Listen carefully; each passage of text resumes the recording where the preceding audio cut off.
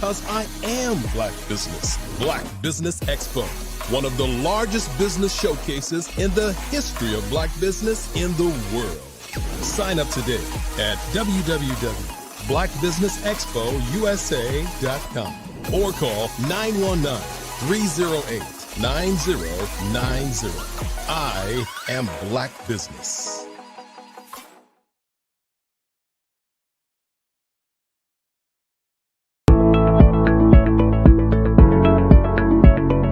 Prepare for what's coming. Good afternoon, business owners, entrepreneurs, thought leaders, and corporations. Welcome to the Black Business Network. My name is Ravana Amos, and I'm your business moderator for this afternoon on the Black Business Network. The Black Business Network is a 24-hour business network showcasing Black businesses, business owners, entrepreneurs, and thought leaders worldwide. We have speakers from North Carolina, London, Singapore, Africa, Japan, and cities all over the United States. The Black Business Network is a global community sharing its business knowledge to empower, inspire, and educate businesses about businesses. Today, we are delighted to introduce Miss Nimi Bello.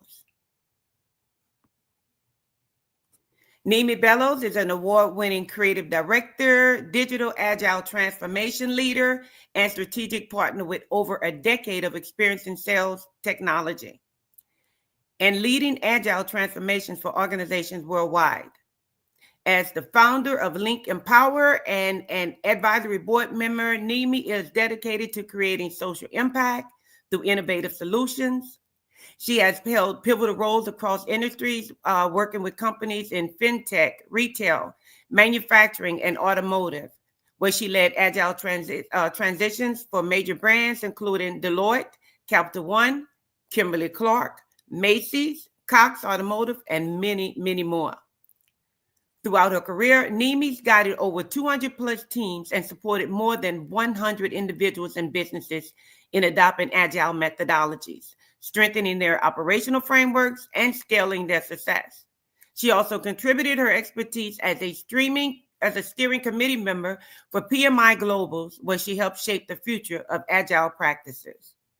With her unique blend of business acumen, creative vision, and a strong commitment to global impact, Nimi is recognized as a sought-after consultant, speaker, and thought leader.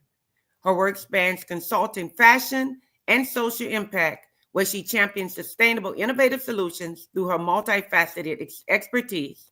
She has empowered organizations and individuals to build, adapt, and enhance their approaches for sustained success. Miss Nimi Bello. Hello, how's it going? Hi, welcome. Thank you. Thank you so much. I'm really humbled and honored to be here. So thanks for having me. Oh, we're delighted. We're delighted. We'll jump right in. Listen, can you share with us the moment, your expertise, the moment that inspired your idea about your business? And tell us a little bit about the business, and then tell us the moment that you got the idea, you inspired. Yeah, so that's a really good question. So I would say COVID was what really was a game changer for me. I look at myself as a connector, a builder. I feel like my whole life is centered around that. And while I wasn't thinking about building a business, it was just more of an idea. It was just, I want to just see how I can intentionally connect people. And at that time in 2020, the idea of Link Empower wasn't fully formulated. And I just decided to just start like everybody else. It wasn't a clear path. There wasn't like a roadmap or a strategic plan or anything like that. I just wanted to get started. And then it was more of, we could only do things virtually. So I think for me, because I do have that, I was longing for that space to just intentionally network with people, connect with people. I was like, you know what, I'll just create a network just to see how I can intentionally just do the activities that I would do in a day-to-day basis. How can I kind of create that in a virtual format? And like they say, the rest is history.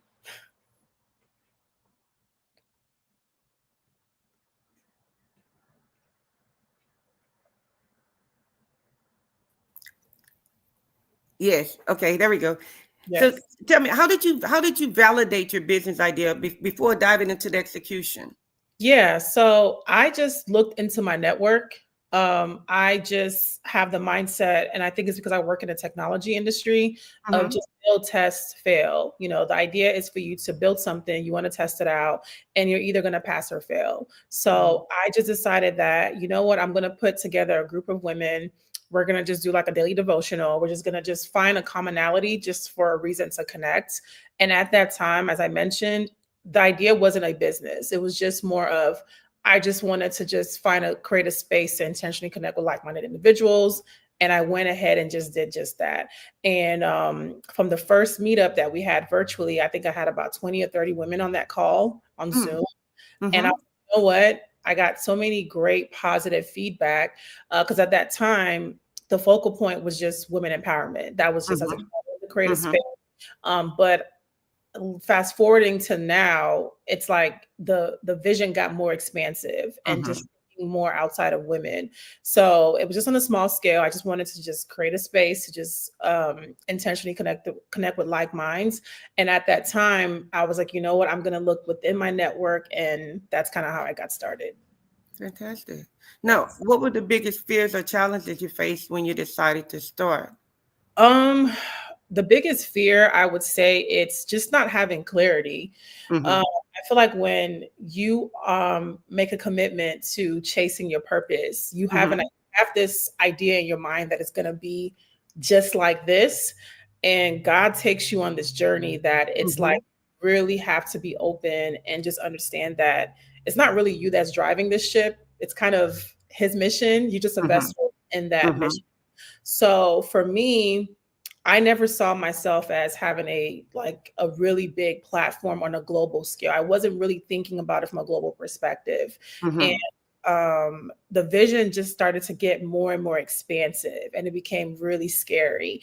And Mm-hmm. that's the place for you to be in as a visionary. You don't want it to ever become Mm-hmm. or want it to feel safe. So Mm-hmm. I think going against what society wants it to be, Mm-hmm. um, and how they say it needs to be. You know, you have to have this business plan, you have to have this, you have to have, Mm-hmm. Mm-hmm.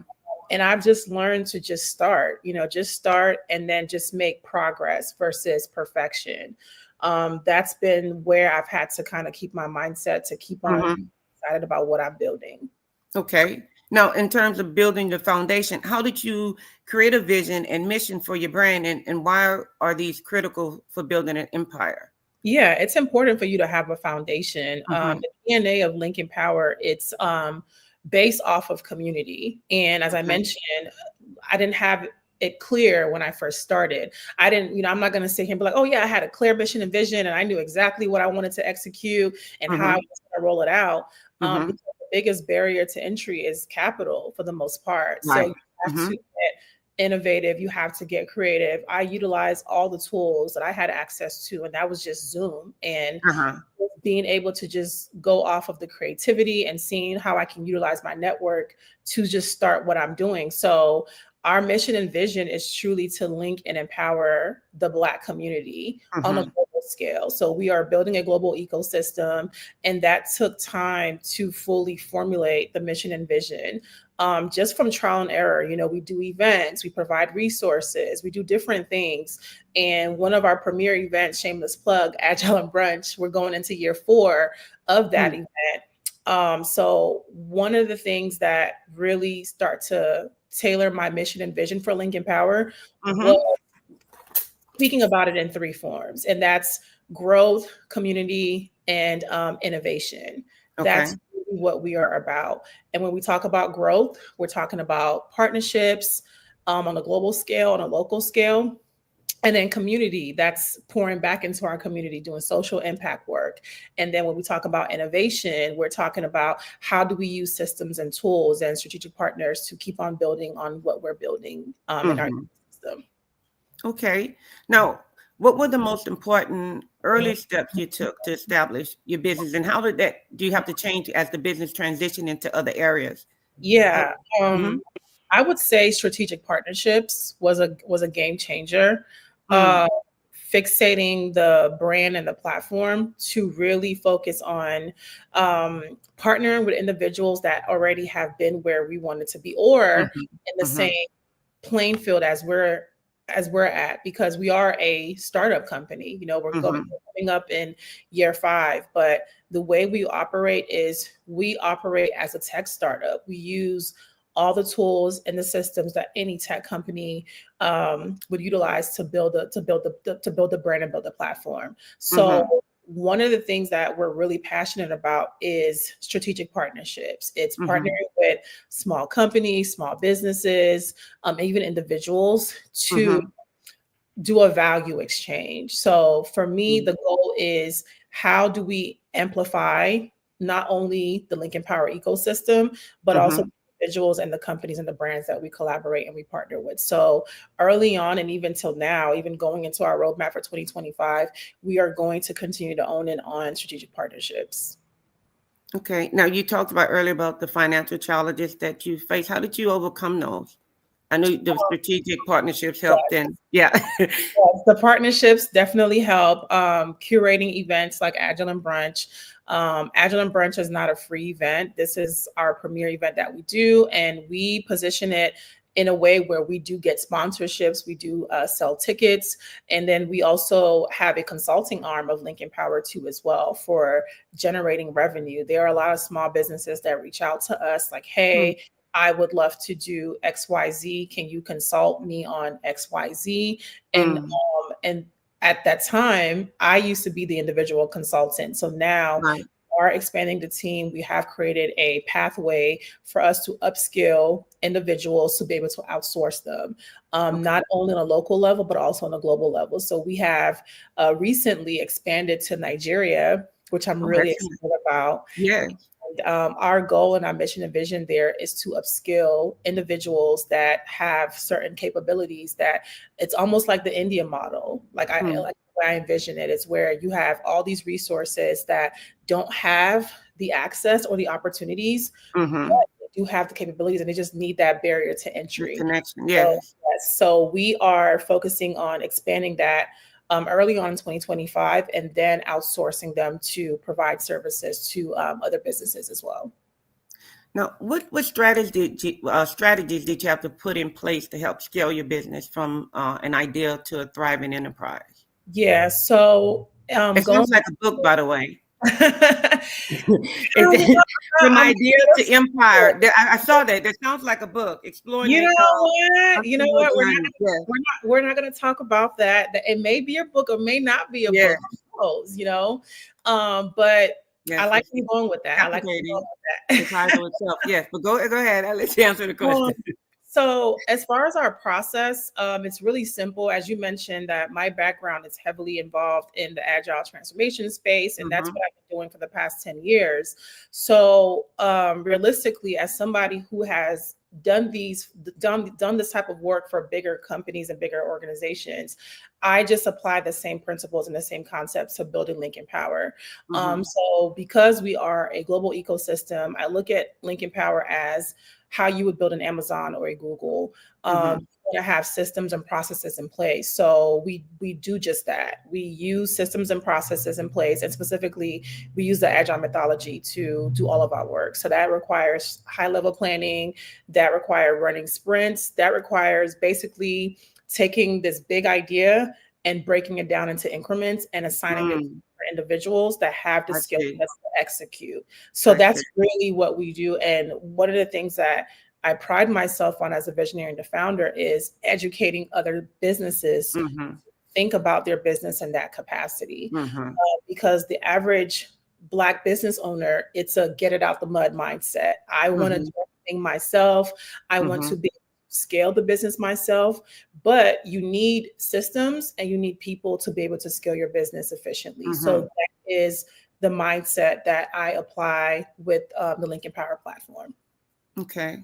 And we definitely understand the importance of collaboration. How do you approach this team building, and what key qualities do you look for in your collaborators?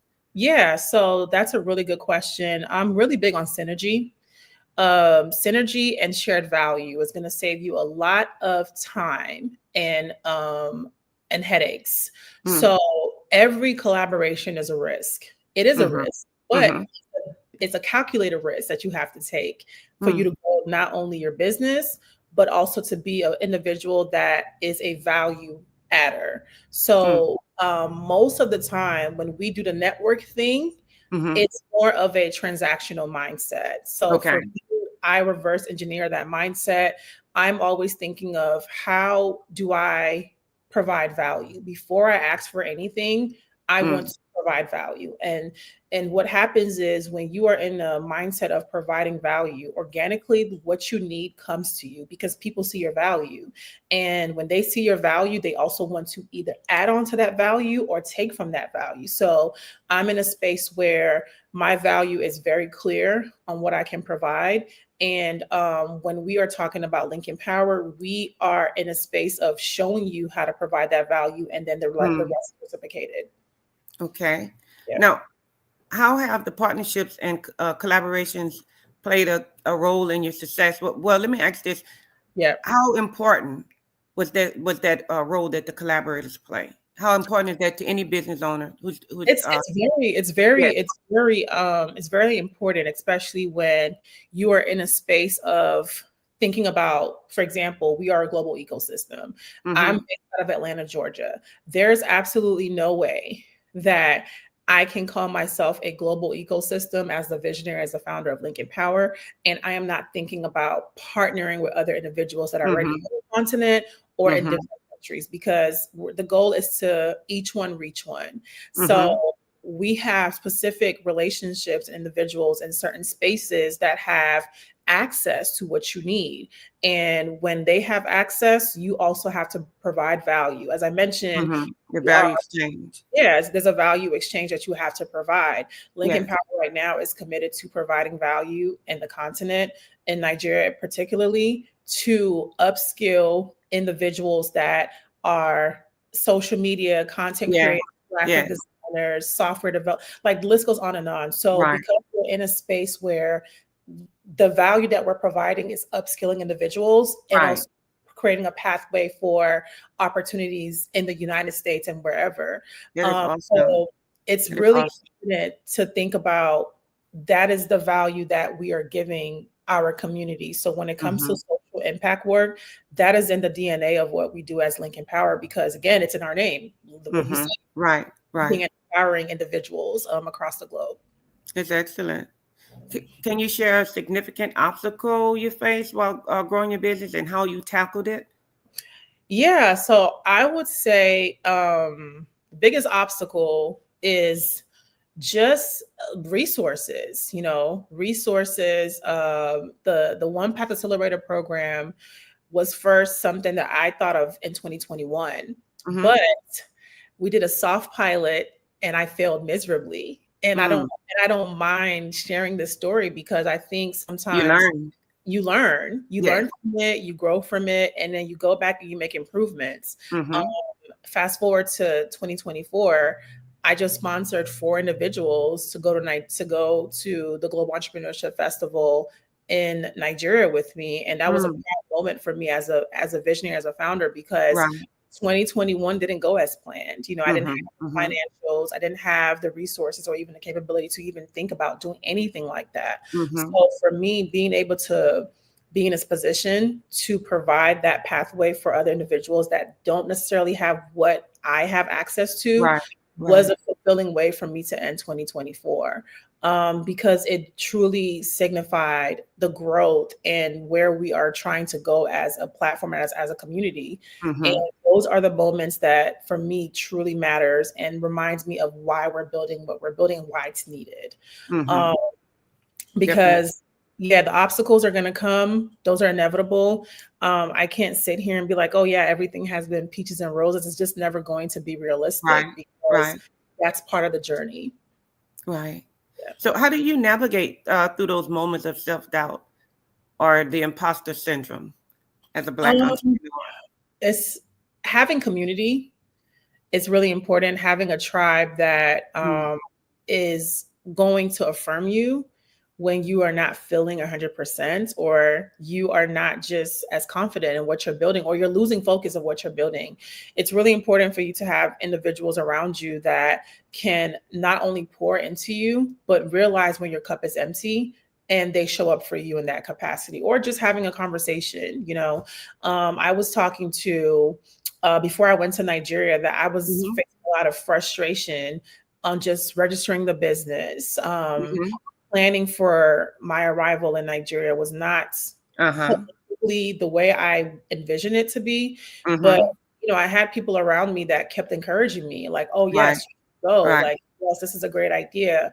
So just having that, and then even having a team that they believe in your vision. A team that believes in your vision is gold, because the times where you as a leader don't really feel sure about what you're doing, you've created it to a place where you've kind of injected that passion into them too, that they literally carry the vision for you. And the Lincoln Power team has carried the vision for me, even when I wasn't at my best or at 100%. They were instrumental with getting me re-energized, re-excited about what I'm building, because I'm a creative, and you go into a headspace where you have a creative block sometimes, and you're just not excited about what you're building. But when people see the value of what you're building and they return that to you, I think it's something that's very fulfilling and really rewarding as well. Yes. Now, about the impact and your legacy here, how important is it to integrate the social impact or community involvement into your business? I don't think we have a choice. If we're truly building a global ecosystem, there's really not a choice, because as I mentioned earlier, community is at the core of what Lincoln Power is doing.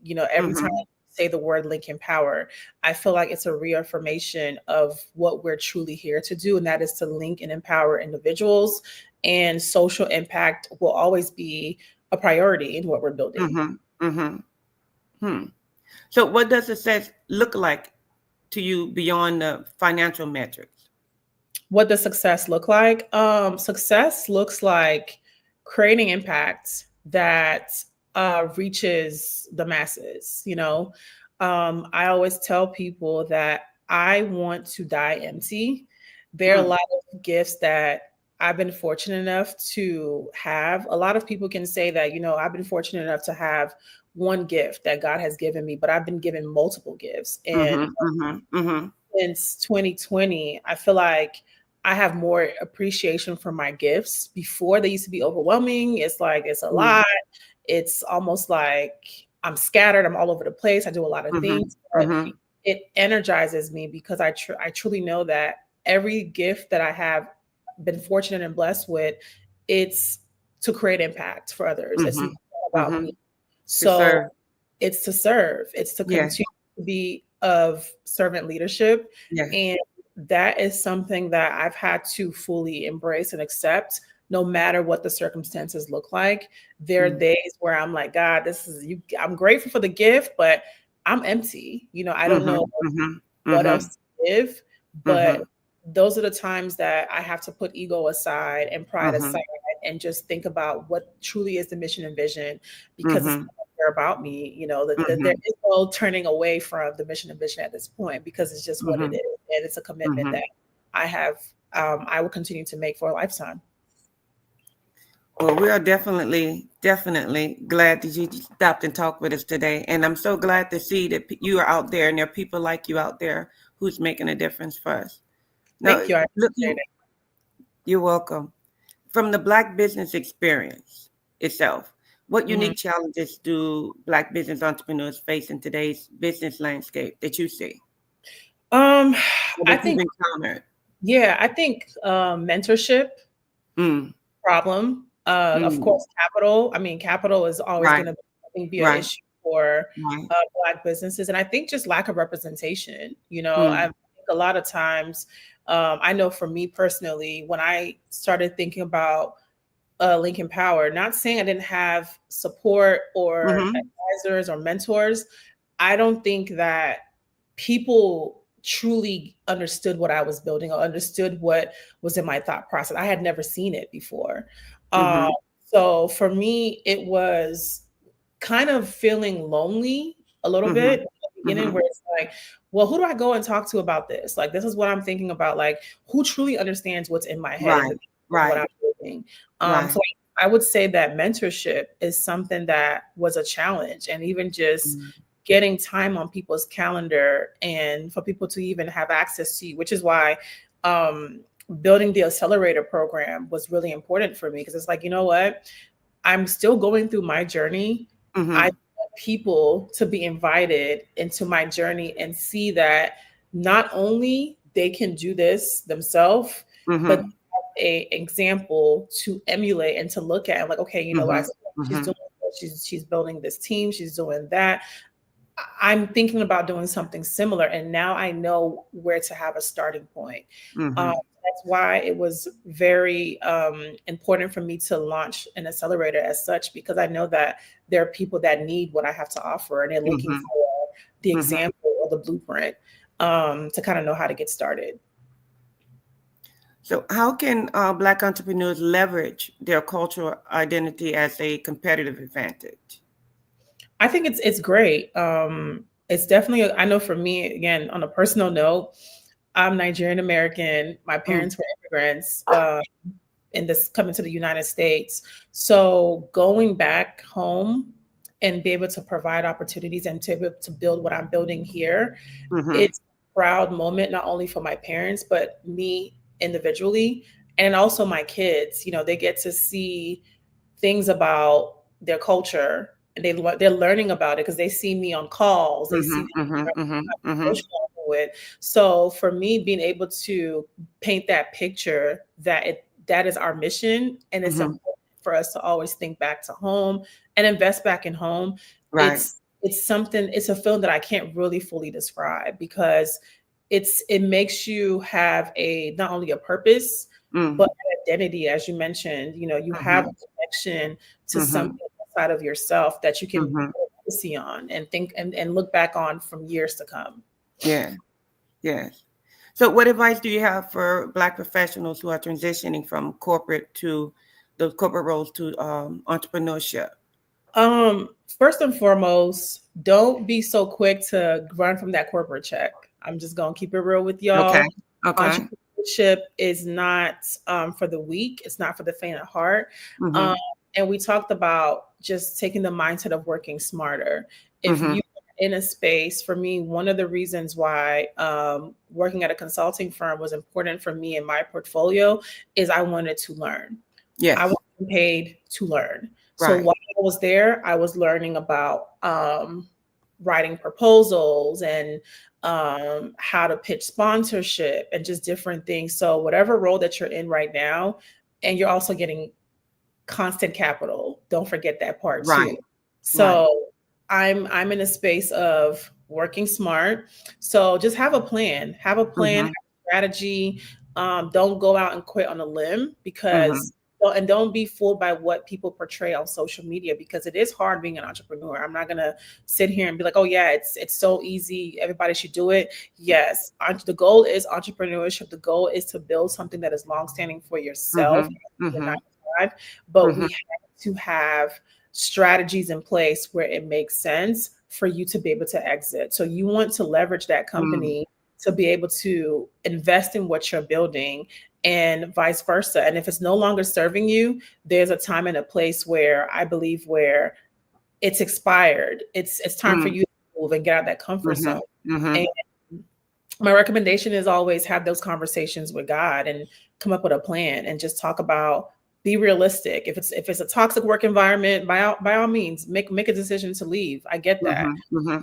But we have to be in a headspace where we're thinking about, how do I use this opportunity for me to get to the next step? If that's full-time entrepreneurship, great. If it's Mm-hmm. you being a multipreneur, meaning you have a job and you're balancing entrepreneurship, that is also fine too. So I just would want to echo on the fact of being in a headspace of looking at it from a holistic perspective of, Mm-hmm. how do I want to strategically pivot and make this worthwhile? Mm-hmm. So in this constantly changing market, how do you, what suggestions would you give to stay adaptable and innovative? Yeah, constantly be a lifelong learner. For Mm, me, I don't know everything. I'm not the smartest person in the room. I don't want to be the smartest person in the room. So I pride myself with having a heart posture to be open to learning. mm-hmm, There's times where when I'm in my meetings with my team, I don't say anything. I'm just there mm-hmm, listening.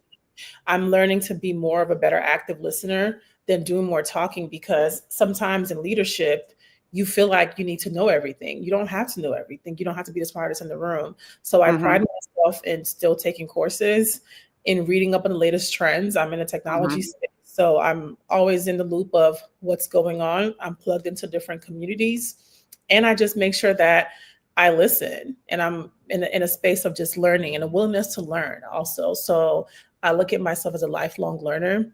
I'm always in a space of just what can I do to enhance what I have up here and continue mm-hmm. to build that. And that's just surrounding myself with other individuals that know other things that I don't know, and just listening and just being more of an observer and just learning. Okay. And going to my next question, talking about the positive correlation between the personal growth and the growth of your business. Yeah. Yeah. That's critical. It's So very critical. yes, go ahead. Mm-hmm. No, it's critical. And I remember there was a time where I broke up with Lincoln Power. And I'm going to share a little bit of context with that, Okay. because we are in a time where your personal brand, your professional brand is a thing. And Mm-hmm. what I did was I took 2 years away from Lincoln Power to work on me, the Mm-hmm. individual, Mm-hmm. who am I, as the founder of Lincoln Power and as an individual. So Mm-hmm. with that, I was able to formulate my personal brand and to learn about my core values and what I want to represent and what I want to embody. And it's also a reflection on the community, because my desire was not to be the face of Lincoln Power. Mm-hmm. I'm sharing this because there are people that I see are building things, and it's really clear that you're not the face of that. You're Mm-hmm. building a business, and building a business and building a brand are two different mindsets and two different approaches. Elaborate on that a little while we have a little It's time. different Mm-hmm. because building a business is more so laser focused on, you are driving revenue, you Mm-hmm. are focused on specific things, you're building a Mm-hmm. community. Mm-hmm. It's a very different headspace on that. Right. And you're Profit not the face margins and all that. you're not the face of that. Like, for example, you Mm-hmm. don't see the face on the Lincoln Power logo. It has its own identity. It Right. doesn't have anything to do with me per se. Right. But I am the founder and I am the visionary of that. So when there's a time and a place for me to show up as the founder and the visionary. There's a Mm-hmm. time and a space for me to show up as the individual. Like, even as we're having this conversation, Mm-hmm. notice I really haven't touched on me as the individual. I've been Mm-hmm. talking more about Lincoln Power and what we're doing as a company, because that is the focal point of this conversation. Mm-hmm. Um, if we were having a conversation on a more personal note and we were talking about my personal brand, then the conversation will be completely Mm-hmm. different. But Mm-hmm. those are the things that it's just through experience and just through trial and error that I've had to learn. And the 2 years of being laser focused on my personal brand was Mm-hmm. basically what helped me to separate the two. So there is a way that I show up as the founder of Lincoln Power, and there's a way I show up as Nimi Bello, the individual. Mm-hmm. Mm-hmm. Separate spaces. Yes. So, advice for inspiring entrepreneurs. What advice would you give someone who has an idea but doesn't know where to start? What is their very first step? I have this idea. I want to do something with it. I don't know what. Just I want start. to start a podcast or whatever. Just start. Just start. You have everything that you need. The good Uh-huh. thing about an idea is you already have what you need. That's why you have Mm-hmm. that idea in the first place. Mm-hmm. Mm-hmm. Now, how you execute on it, don't worry about that. If it's not perfect, but you can literally just say, you know what? I have a podcast idea, for example. You have a laptop. You have a Mm-hmm. laptop, you have a phone, you have YouTube, you have Instagram. You can literally just start. Do your Um, research. you have everything that you need at your fingertips. So Mm-hmm. there's nothing stopping you but yourself. So I would just say, just starting, just even saying, you know what, today I have this podcast idea. I'm going to go on Instagram Live and just start talking to people and start getting the idea. You can start from there.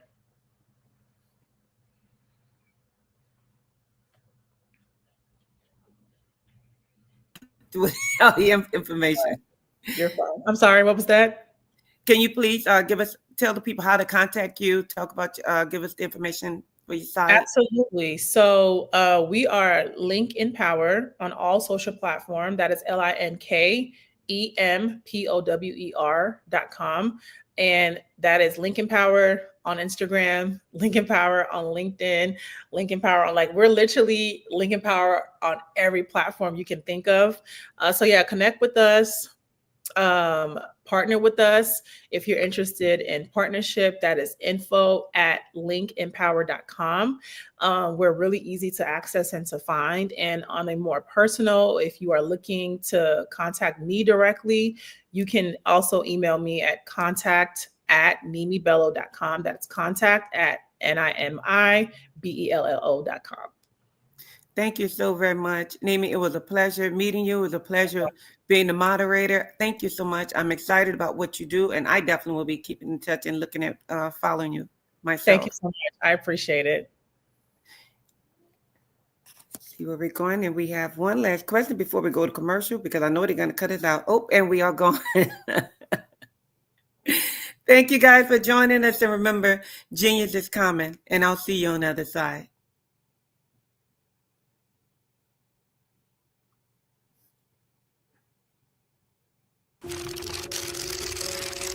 Bravery is not the absence of fear, but the ability to overcome it. We stand for those who defy suppression, who speak out, and those who walk the road less traveled. Everyone deserves to be seen and their voices to be heard. We're sparking a movement, growing a community of creators united by the desire for freedom, choice, equity, and ownership. At Fanbase, it's all for one and one for all. We support each other to guide, promote, and uplift you in a place where you can unapologetically be yourself. A place where your voice, ideas, and creativity are not just welcomed, but celebrated. We are Black founded, minority funded, and supported by a diverse, inclusive, powerful community that believes in the strength of authenticity and individual choice. Regardless of success or background, we welcome you, the marginalized, the underappreciated, the successful, the superstar. We're for all who seek a space to express themselves freely, where they are rewarded for being their authentic, true self. We transcend labels because only we have the right to define ourselves. We are built for the brave, the culture, the creators, and for the future where everyone has a power to shape their own destiny, where all are empowered, voices are amplified, and freedom is embraced. For the first time, you have a chance to own the platform you helped make popular.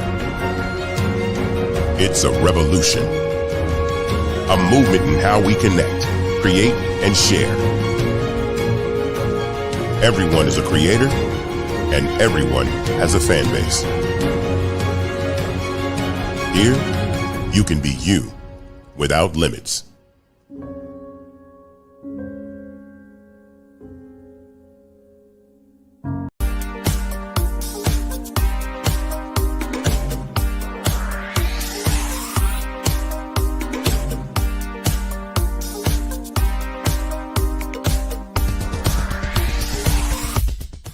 I grew up in Flint, Michigan during the 60s, and as a child, I can remember the civil rights movement. I remember our family huddling around our small black and white TV, and we'd watch all of the things that were going on in Alabama and Mississippi. Some of my older cousins were active in the movement, and each week we would have a large Sunday dinner with the extended family, and they would come back and tell us about all of the things that they had seen and done. As a child of about 8 or 9 years old, I always wanted to grow up and be a part of the movement, but by the time I became of age, it was all over. All of the marching was done. I always felt left out, that I didn't get a chance to participate in the civil rights movement. But little did I know that God had another plan for me as a computer instructor and database developer. But even then, it bothered me that I didn't see many people of color in my classes. That is when journalist Dr. John Ray introduced me to Dr. Joel Dudley Sr. and Dr. Eunice Dudley of Dudley Products, who had been mentored by the millionaire S.B. Fuller. Through Dr. Dudley, I was introduced to Dr. Lafayette Jones, past Vice President of Marketing for John H. Johnson of Johnson Publishing, and his wife, Sandra Miller Jones, who was a Vice President at Quaker Oats, and together they created SMSI, a national marketing firm. Dr. George C. Frazier of FrazierNet and the Power Networking Conference, Dr. Jackie Mayfield of ComproTax, founder of the largest Black-owned income tax service, and even billionaire Michael B. Roberts. They all believe that the way to close the wealth gap is through entrepreneurship, because we as a people had to overcome slavery, and secondly, obtain our civil rights to be able to eat in any restaurant or stay at any hotel that we wanted. But the third piece is economic equality. And now I am also convinced that we must become entrepreneurs, and to do so we must embrace technology and a strategy of global networking. That is why I created Every.Black, to use my vast experience as a computer instructor to teach entrepreneurs how to use technology and artificial intelligence in business. Every.Black members are listed in our online website directory, promoted in our digital newsletter, on our social media, and on our podcast. And we also conduct weekly virtual mastermind meetings where we read positive books, learn from the experts, while networking with like-minded individuals from around the world, educating them about every aspect of becoming a successful entrepreneur. That is what Every.Black is all about. Just go to www.every.black to take the AI and tech classes you need, to register for our mastermind meetings, and to join the Every.Black family. Visit us at www.every.black and sign up today. Just go to every.black, every.black. No .com, no .net. Just every.black. .black is the new .com.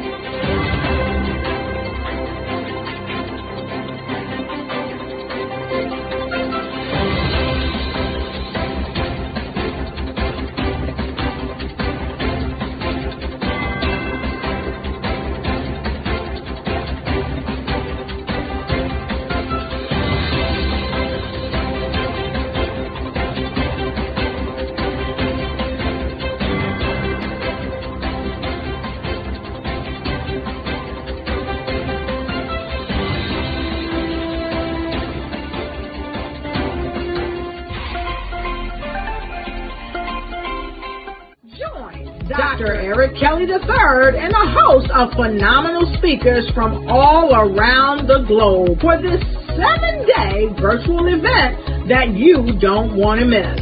The mission of the Black Business Expo is to raise scholarship money from kids all the way from high school, all the way from college. The Black Business Olympics is one of the largest Black business showcases in the world. It is an opportunity for businesses and companies to showcase their businesses globally.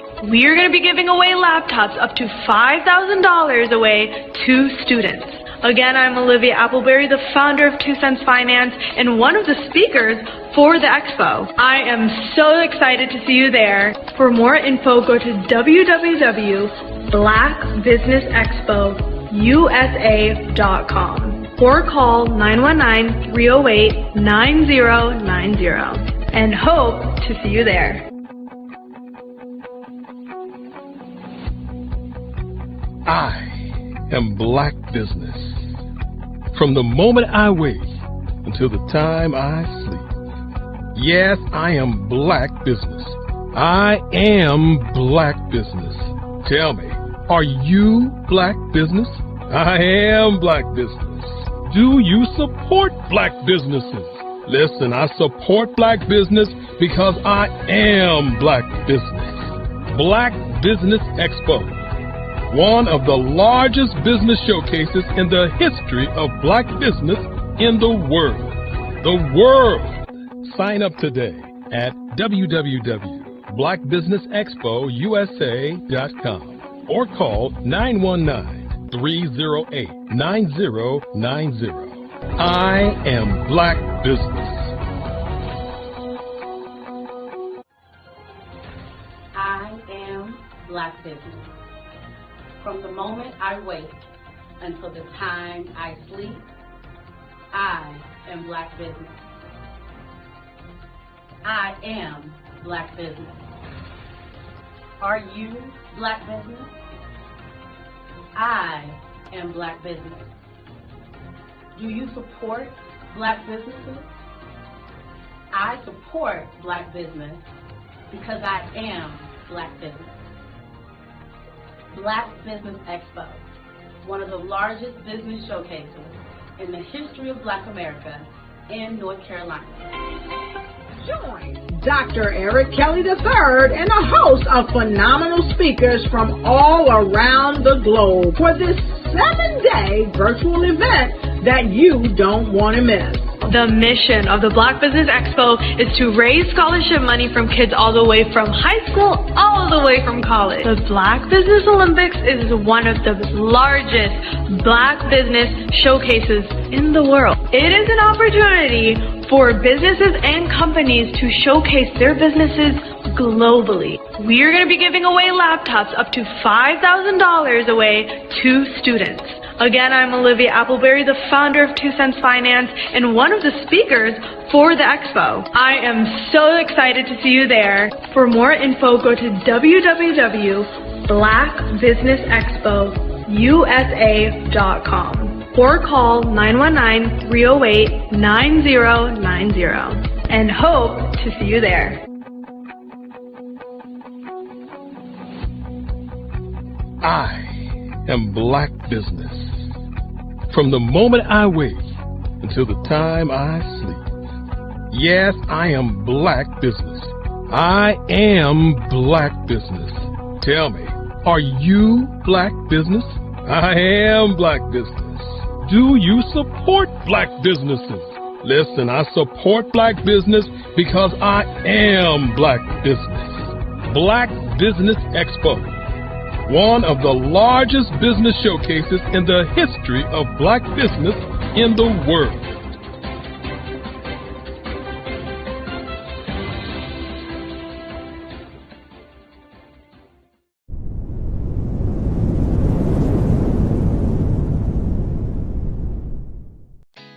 Did you know women represent just 3% of Fortune 500 CEOs and less than 15% of corporate executives at top companies worldwide? Have you wondered what the secrets are to getting into the top ranks, whether in the private or public sector? Do you want to figure out how to stop being held back in your career or passed over for promotion? Then you're in the right place. Hi, I'm Dr. Madeline Ann Lewis, President and CEO of the Executive Women's Success Institute. I have decades of experience in the military, the federal government, and corporate America, and my mission is to help women succeed and tap into their full potential. I want to reach 1 million+ women around the world to become the leaders they are meant to be. So if you want to move into a management or executive level position, or maybe you are a female veteran transitioning out of the military into business entrepreneurship, then reach out to the Executive Women's Success Institute at 301-693-3284. Let us get you on the fast track to success.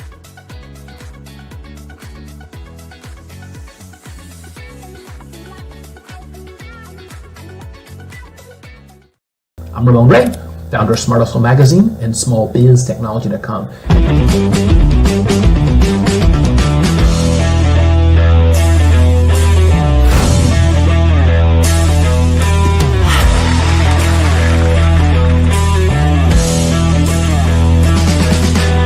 You're here today to celebrate small business success. Stand up on your feet. You rocked the house. It was amazing. Didn't we learn? For me, success comes from failure. One thing not to do is shake somebody's hand like this.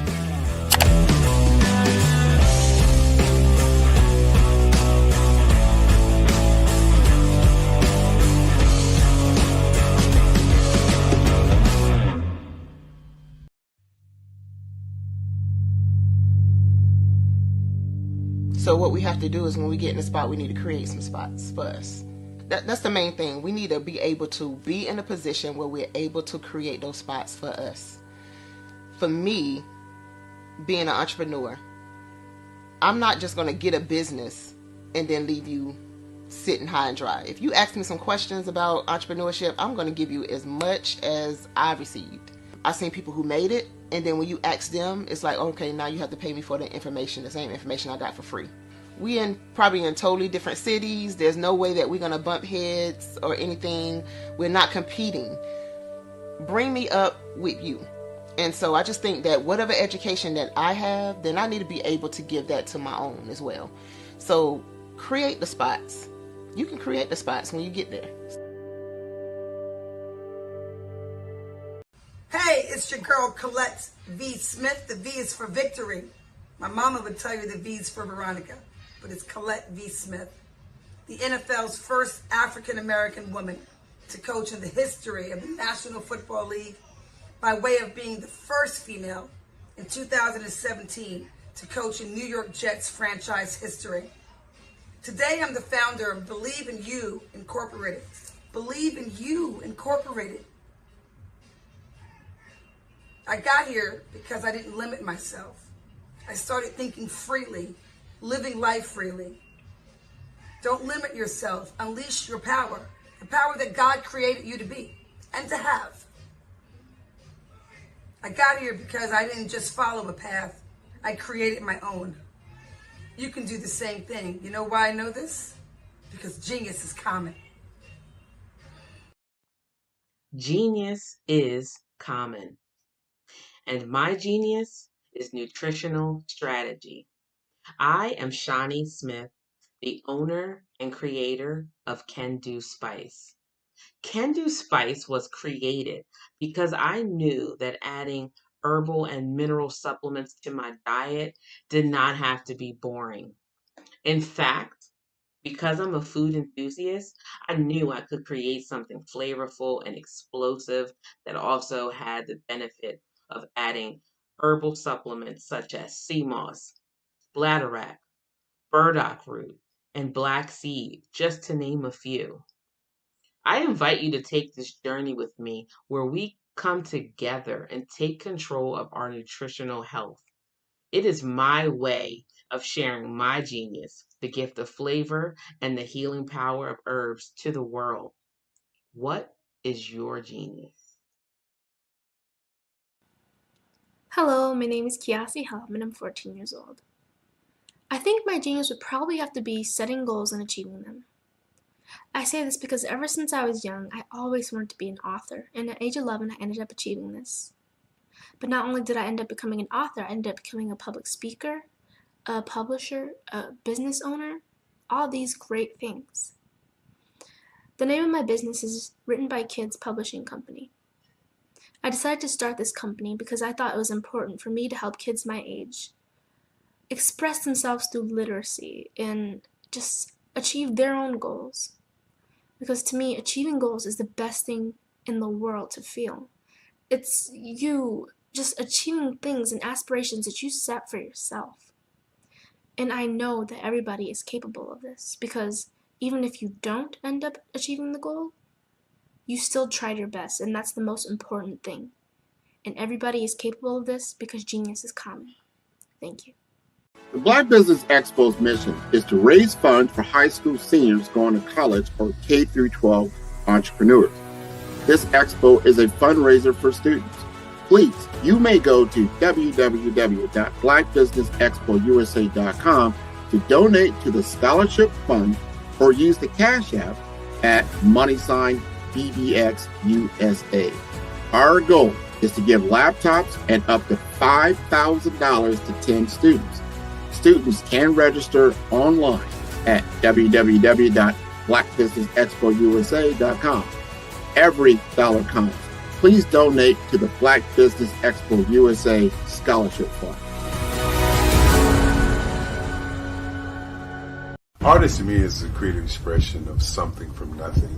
You know, it explodes onto the canvas, or it explodes on in my work.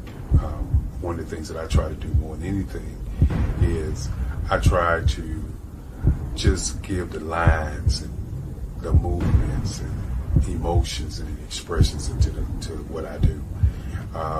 Art really means to me a chance to express how I feel deep down inside. Most of my art begins as a thought that I might have, you know, whether it's sports, whether it's history, whether it's a woman or a man. It pretty much starts as an idea of thought before I get into the actual image of what I'm going to draw.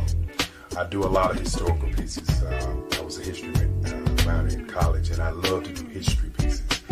And a lot of times I'm thinking about history, and then I try to make that history impact you as you look at it. That's one of the reasons I do pictures so large. People ask me, why do I do the pictures so big? And I tell them, I want the piece to impact them as they're looking at it, to kind of dominate them, dominate their space. And most of my pieces I try to do off page. I don't try to do anything that's going to be in those four corners or in a square. And I want your imagination to be a part of the piece that you're looking at.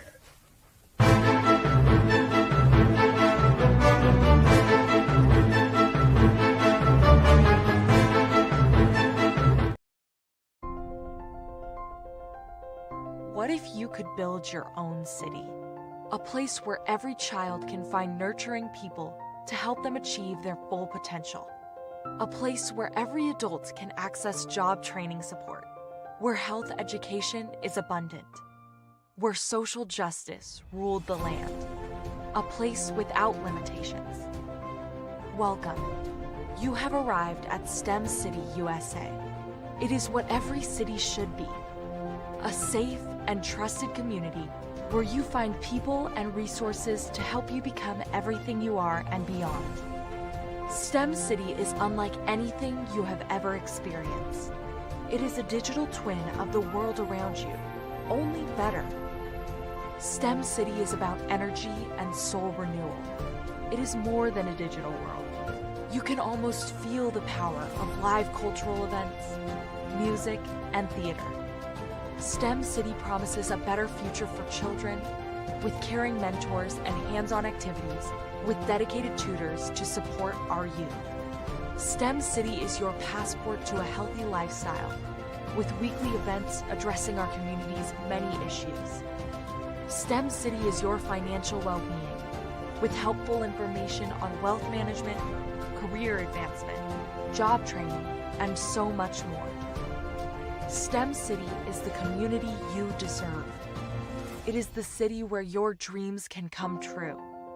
STEM City USA, a place in the sky that is accessible to all who reach for the stars.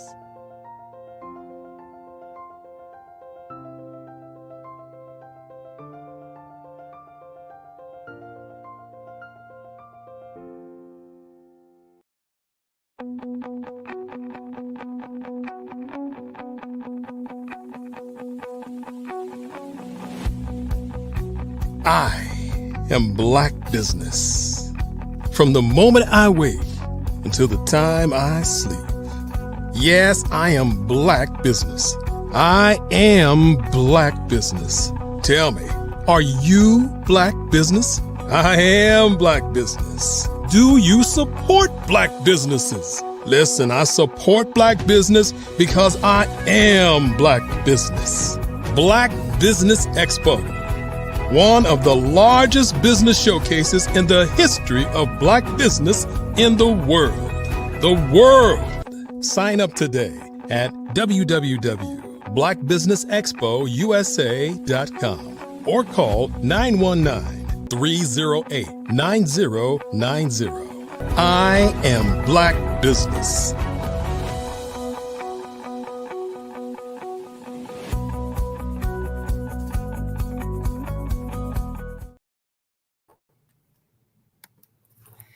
Good afternoon, business owners, entrepreneurs, thought leaders, and corporations. Welcome to the Black Business Network.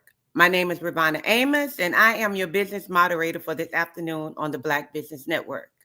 The Black Business Network is a network is a 24-hour business network showcasing Black businesses, business owners, entrepreneurs, and thought leaders worldwide. We have speakers from North Carolina, London, Singapore, Africa, Japan, and cities all over the United States. The Black Business Network is a global community sharing its business knowledge to empower, inspire, and educate businesses about businesses. Today, we are delighted to introduce to you Dr. Barbara Wright.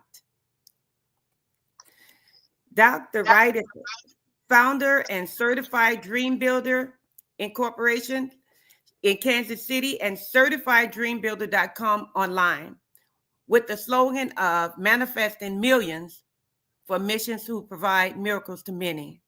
She has over 20 years experience in grant writing and fund development, coaching, and counseling. She has assisted in winning over $200 million in grants, contracts, and loans for nonprofits, for-profits, schools, and faith-based community and grassroots organizations. She has also developed exclusive tools and curriculums for expediting and fundraising processes and continue to deliver 100 of funds development and grant writing workshops at schools, colleges, and community organizations nationally. She holds a Missouri certification in business education, a bachelor's degree in business administration, a master's degree in education from the University of Missouri, Kansas City, and a PhD in religious education with an emphasis in research and teaching from Faith-Based College and Technology Seminary.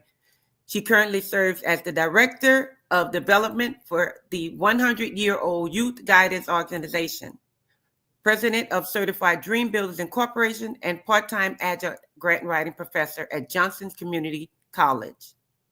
BBN viewers, it is with great pleasure I present to you the fantastic Dr. Barbara Wright.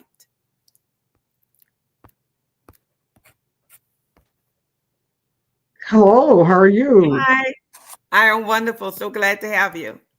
Glad to be here. And you have a presentation. We're going to turn this over to you. Yes, yes. Take it away. All right, thank you. Genius is coming. Okay. All right, hello everybody. This is Dr. Barbara Wright, and I am excited to be here. I think portions of my bio might need to be updated, and I don't know if I sent them that information or if it was there, but I am only serving as the president of Certified Dream Builder at this time, and I'm excited about that. I'm excited about my tenure with the 100-year-old organization, but we are no longer there. We're happy that we were able to leave them with a major contract. And we're excited about our tenure with Kansas City Public Schools and Housing Authority here in Kansas City and everybody that we've been able to work with. But right now we are just serving as the president of Certified Dream Builder. We're excited to be here and we're excited about everything that we have done for the communities in Kansas City and nationally. One of our last funded grants was for an organization out of Illinois and an organization out of Hawaii. And we're just excited about what we have going on. But for you today, for now, for right now, what I wanted to do is share some of my genius, because we all have it, with the asset millionaires on here today. Whoever decided, who chose to listen today, this one's for you. And I know the right people are in the room. So I know that the information that I am sharing is for such a time as this. So I'm hopeful that you will take this information and use it to help you move to the next level. The first thing I want to do is tell you about a book that I have called the 4Ds. And the 4Ds is discovering, designing, defining, and deploying your gifts and talents. So even though we're going to talk about grant writing for nonprofits and for-profit organizations, it's important for you to know that you have something to bring to the table so that funders want to fund you, or people who are given scholarships and donations want to give you the scholarship or the donation because you know what you bring to the table. So I want to tell you about 12 attributes that we may have that we can use. All of us have a measure, but some of us have a larger measure than others. And so I want to give you those 12 before I get into the information that I'm going to give you today. So you can start thinking about what can I do with the information that Dr. Wright is going to share today? What can I do as a nonprofit, as a for profit, or as an individual who is trying to improve my career? How can I develop a program, product, or service that will make a difference, not only for me, but also for my community? I was listening to an earlier speaker, and the earlier speaker was talking about how it's important for her to give back. I love the question and I love the answer that she gave. That she wants to be able to give back, and I want to be able to give back, and I want to be able to empower some others to be able to give back. And it's time out for us waiting on someone else to take care of us. What can we do to help take care of ourselves? And one of the things that you can do, asset millionaires, is take some of your assets and your genius and create your own programs, products, and services, or to help improve the programs, products, and services of others. You have no desire to be a nonprofit. You have no desire to be a business. You have no desire to do any of that, but you can be the best employee or helper or volunteer that you can be. This is for you as well. Okay, so the first one is communications and public speaking. If you are a person that can do communications and public speaking, you can communicate well, you can do public speaking, this is your time. Everybody needs creators. Everybody needs people with creative genius. The second one is sales. If you are a type person that can sell yourself or sell others or sell those things that you believe in, that's number two. The third one is marketing and branding. If you are the person that has that marketing, you can take a room and make it look appetizing or appealing, and people want to buy because you set it up. That is a genius. That's an intelligence, emotional intelligence. Maybe in the spiritual world, they call it spiritual intelligence, but you have most emotional intelligence. When you're talking to people, you can size those people up in just a few minutes. You understand them in just a few minutes. You know how to listen to them. You know how to talk to them. That emotional intelligence is amazing. You can come to a room and read a room. That's that emotional intelligence. That's worth $1 million if you use it correctly. Now, some of us, we have all these assets and we'll go to the grave with the assets. So you want to make sure that you are discovering what your top three assets are and you are using them. Product and service innovation is another one. Some of us can develop products. I know I have a couple of apps that I am improving right now that are being developed and for iOS, for all the platforms, for iOS, for Android, as well as for the computer. Organizing is number six for these 12 great talents that you have. Some of you already have these. All of us have a little bit of it, but some of us are greater in others. Some of us, the top three have already been named, and maybe I haven't gotten to the top three for you. The next one is goal setting and planning. Nobody knows you better than you. Are you a goal setter? Are you a great planner? Can you do that for other people? The next one is money management. Do you have a great idea for money management? You've done great with your own money. You have successfully saved money yourself. You found different ways to be able to stretch your money. Can you share that with others? That is a great way to generate some cash flow. Money management is another one. Are you a great money manager? Are you a philanthropist? That's number nine. Maybe you are a person who loves to give and you can create opportunities to have people give and give to others. That philanthropy is a great one. Networking. I could have named that as number one. Networking is a beautiful thing to have. If you are a type person, you have a party and you're going to have 100 people at every party. You have a dinner, everybody wants to come to your party. Your parties are almost like Diddy parties on a positive, you know. So you are the type person that is gifted with networking. Some of us are just gifted with networking. We can do great things. Some of us are great with leadership and developing others. Some of us we can see great things in people and tell them about what they should be doing with their lives. all of these are opportunities for you to take your talent and turn that talent into cash flow. And the last one, I'm sorry, is time management. Time management is the last one.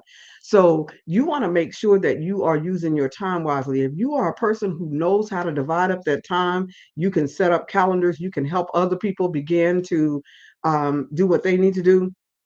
Time management may be the one for you. So there are 12 different assets out there, human assets that we have. Which ones are your top three? I just gave you all 12: communication and public speaking, sales, marketing and branding, emotional intelligence, product and service innovation, organizing, goal setting and planning, money management, philanthropy, networking, leadership and developing others, and time management. If you picked your three out of those 12, start working on those and determining how those can help you turn your assets into cash flow, because that is what you want to do. You want to turn those assets into cash flow. So that brings us to, how do you do that? Okay, so you know you've got these 12 assets. How do you take those 12 assets and turn them into cash flow? Well, I've written a book called Grant Readiness and Writing for Nonprofits and Businesses using exclusive tools, tips, and AI. Now, what we're going to cover today is the grant readiness and the grant writing. We're going to just focus on the 6 chapters that are in the grant readiness book, and we'll talk to you about those 6 areas, because those 6 areas are the areas that would help you in designing your program, product, or service, or improving your program, product, or service, so that you can write grants to be able to raise funds to do those things that you need to do or improve those things.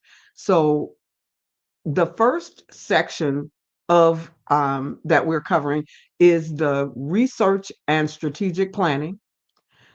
You have to do that research and strategic planning. Feasibility study is another name for it, before you get started. The second area that we're going to cover is the make you or break you of regulatory requirements. The third area is starting or restarting your organization with credibility. Some of you've already started, so you need to restart. And the fourth area is developing your quality brand identity. The fifth area is establishing the right collaborative partnerships. The sixth area is making sure that you have your scalable operating budget so that people feel good about giving you money because they know you have a plan. And the last one is making sure that you use tools and tips to train your people. So the first one, research and strategic planning, what you want to do is make sure that you do your organizational development research so that you know what program, product, or service you will provide. And the only way that you can do that without reinvent the wheel is take a look at some other organizations that are providing a similar service to what you want to provide. What program, products, or services are already available. You don't want to duplicate, you want to replicate great practices. And then what additional programs and services are needed? That's where you come in. If you are in an area where the program you're trying to offer is a daycare desert, that might be where you want to be. Then you want to evaluate those ideas with your SWOT analysis, your PESTLE analysis. You want to make sure that you know your NTEE codes. And if you don't know what these things are, that means that you've got some alphabet and numbers to learn. The NAIC code, you want to make sure that you know the insurance codes that are related to your industry. So when you are researching and developing that strategic plan for winning grants and developing your programs, those are the things that you need to do in order to ensure that your organization is ready. Part 2, or the second section of my getting ready for grant writing, is making sure that you meet the regulatory requirements for your organization. Every organization has regulatory requirements that they have to meet. So your local, state, and federal regulatory requirements have to be met for whatever it is that you're doing. So what are your legal and regulatory requirements? Do you need an LLC? Are you okay with just being a sole proprietorship? Do you need to sign up to register with your city, with your county? Do you need to register with your state? Do you need to register with your federal government? If you want to get grants, you probably need to register with your state and federal government, but you also check in with your local organizations to make sure that there is nothing that you need to do on that end as well. And then that moves us to our next section, which is starting or restarting your organization with credibility. That means you want to make sure that you have the bank account for your organization. You want to make sure that you have established your accounting system. Going back to the bank account, all banks are not created equal. You want a Cheers bank, a bank where somebody in the bank knows your name. If nobody in the bank knows your name, you may have the wrong bank. So make sure you get a Cheers bank. And that's the world according to Dr. Wright. And the Cheers bank has a wealth management officer because that is who you want to be able to speak with. And there are some reasons for that, which I don't have time to cover on today. Establishing an accounting system is also important. Important to get your background checks, especially if you're dealing with any vulnerable population. Make sure that you get your background checks of the people who are helping you. You want to make sure that you identify risk and purchase insurance so that you get the right insurance needed, but you're not overpaying for insurance, and you want to build your business credit. The other thing you want to do is make sure that you have your email address. You want to have your address for the organization, and you want to have your website. Those are some of the things that you need to have to make sure that you are ready for the next level. Then that moves us to section 4, and there are a total of 7. So developing your quality brand identity, you want to make sure that you have your copyrights, your trademarks, your patents. You want to get your social media name checks to make sure that your social media name is available. You want to make sure you have a really good logo, your mission statement, your vision statement, your slogan and value statement. And then just the statement of what you are doing. You heard our great host at the beginning say that my statement is that I help manifest millions for missions who are providing miracles for many.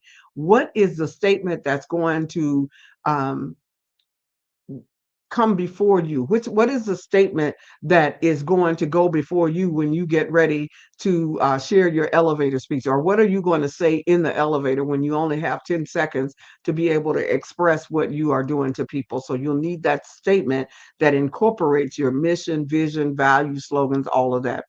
You could call it a slogan if you'd like.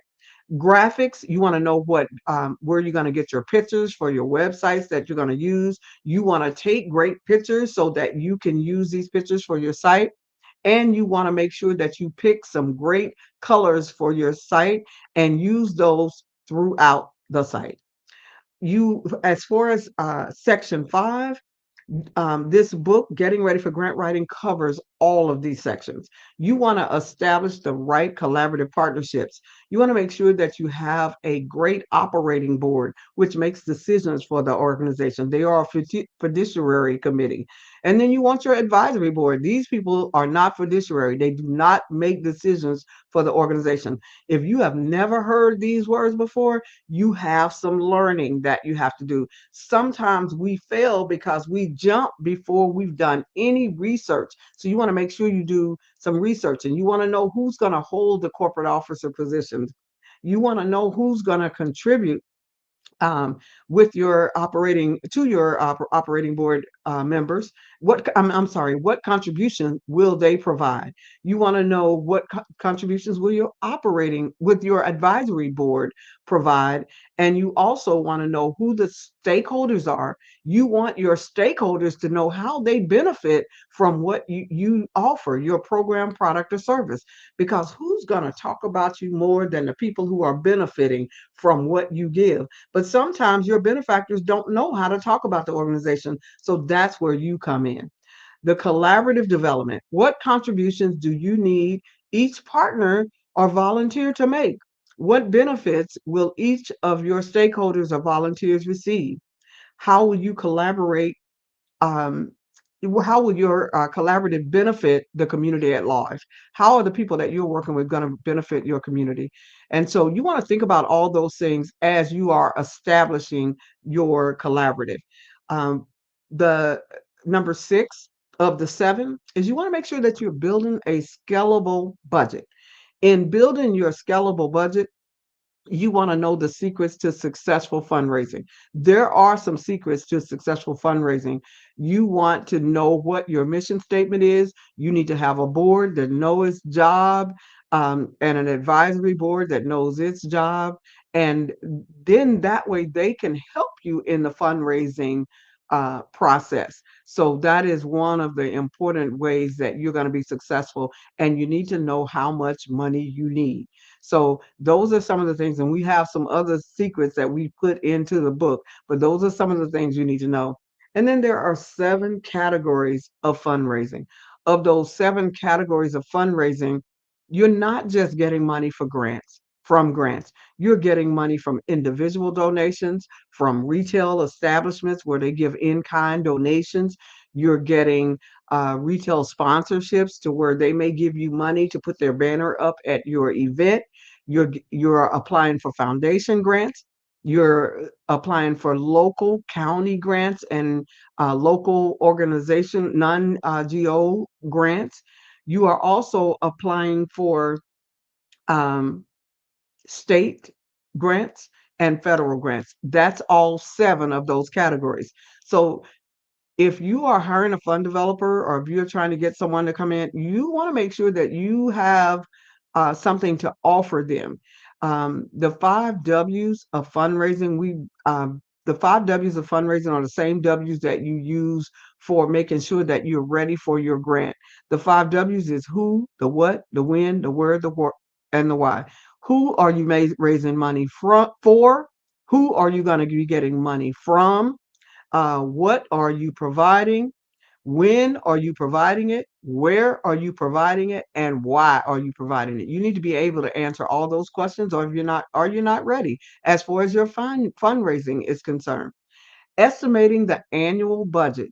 You want to make sure that you know how much you need annually, and you want to make sure that you know how much you need for the particular project. So annually, your budget might be $5-10 million, or it might be $100,000 or $200,000. But your project budget is just maybe 10,000, 100,000, or 1 million, because you want to take care of this with that particular budget. So you have to know that there's several different budgets, and the last budget that I will talk about in building a scalable budget is that multi-year strategic plan budget. That one basically talks about what you're going to do the next 3 to 5 years. And so I would say that is an important one. And lastly, on this, we're going to cover our what you need to do in order to ensure that you are ready. So far, we have talked about doing your initial research and planning, which includes organizational development and research, making sure that you know what program, product, or service your organization is going to provide. You want to do the evaluation of your ideas through that SWOT analysis and PESTLE analysis that I talked about earlier. You want to make sure that you know that NTEE code and that NAIC code. You want to also make sure that you have your mission statement and your brand development. Remember, I talked about earlier the copyrights, patents, trademarks, your social media name checks, making sure that you have your logos, your mission statement, vision statement, value statements, All of those, knowing your colors and that you have some graphics to make a beautiful website and that you're taking more pictures of your actual events so that they can see real pictures of you. Banking and credit building is another thing that you are doing, making sure that you pick the right bank. You're operating at advisory boards, making sure that you know who your board members are that are fiduciary. And remember, a fiduciary board member, they can help vote you off the board. So you want to make sure that you have some board members that are in your corner. Collaborative development, who are the stakeholders? Are as far as the people that you are working with, and do they know how they benefit from your program? We talked about that earlier, the volunteers. um, your office planning, making sure that you have checked some business plans that are already out there doing something similar to what you want to do, and then building your scalable budget, and then determining who your grant team is and what your grant team needs. So, who will serve on the grant writing team? You want to make sure that you have items ready for them to use, the electronic items that they are going to be able to use to help expedite grant writing. And then your database system that has all of these things in it, that whoever is helping you to write the grants, they have access to the documents that they really need. And so that's our getting ready process, which leads us up to the grant writing. And on the grant writing, I know that I won't have time to do a 100% grant writing lesson, but what I can do is I can cover our basic expediter from the grant writing to make sure that you know those steps. And I'm trying to see if I have that listed here. I think I do. So, in writing your grants, there are 4 sections to every grant, because I think I may have 15 minutes, so I should be able to get through this. This is my grant writing portion, and I have written millions and millions and millions of dollars in grants that have been funded.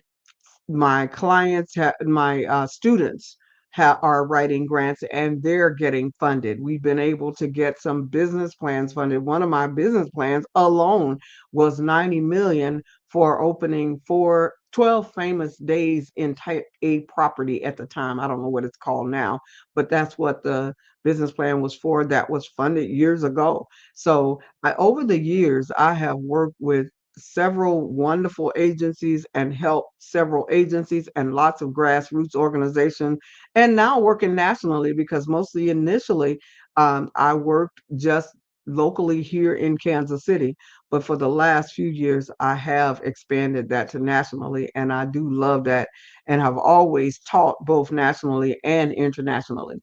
So, grant writing and fund development tools, tips, and techniques for grant writing is what I have. And so that what it does is it provides you ultimately with a one pager that all of your information is on, so that your grant, you can see it on one page. And that's what you've got to be able to do. You've got to be able to see where you are going with that grant. Where are you going with the grant? Okay, so the 4 sections of any grant, you have the executive summary. That's the first section. Sometimes they call it an abstract. Sometimes it's a letter of intent, but it answers the 5 W's: the who, the what, the when, the where, and the why. And the second section of your grant is your narrative section. That is the largest section of most grants. Now, this is most grants that have these 3 sections. So, your narrative assessment: who are you serving and why? What is the national problem? What is the local problem? And how will you fix it? That is how you answer the narrative or needs assessment. Sometimes they call it statement of need. Sometimes they call it approach. Sometimes they call it method, but it's basically the same thing.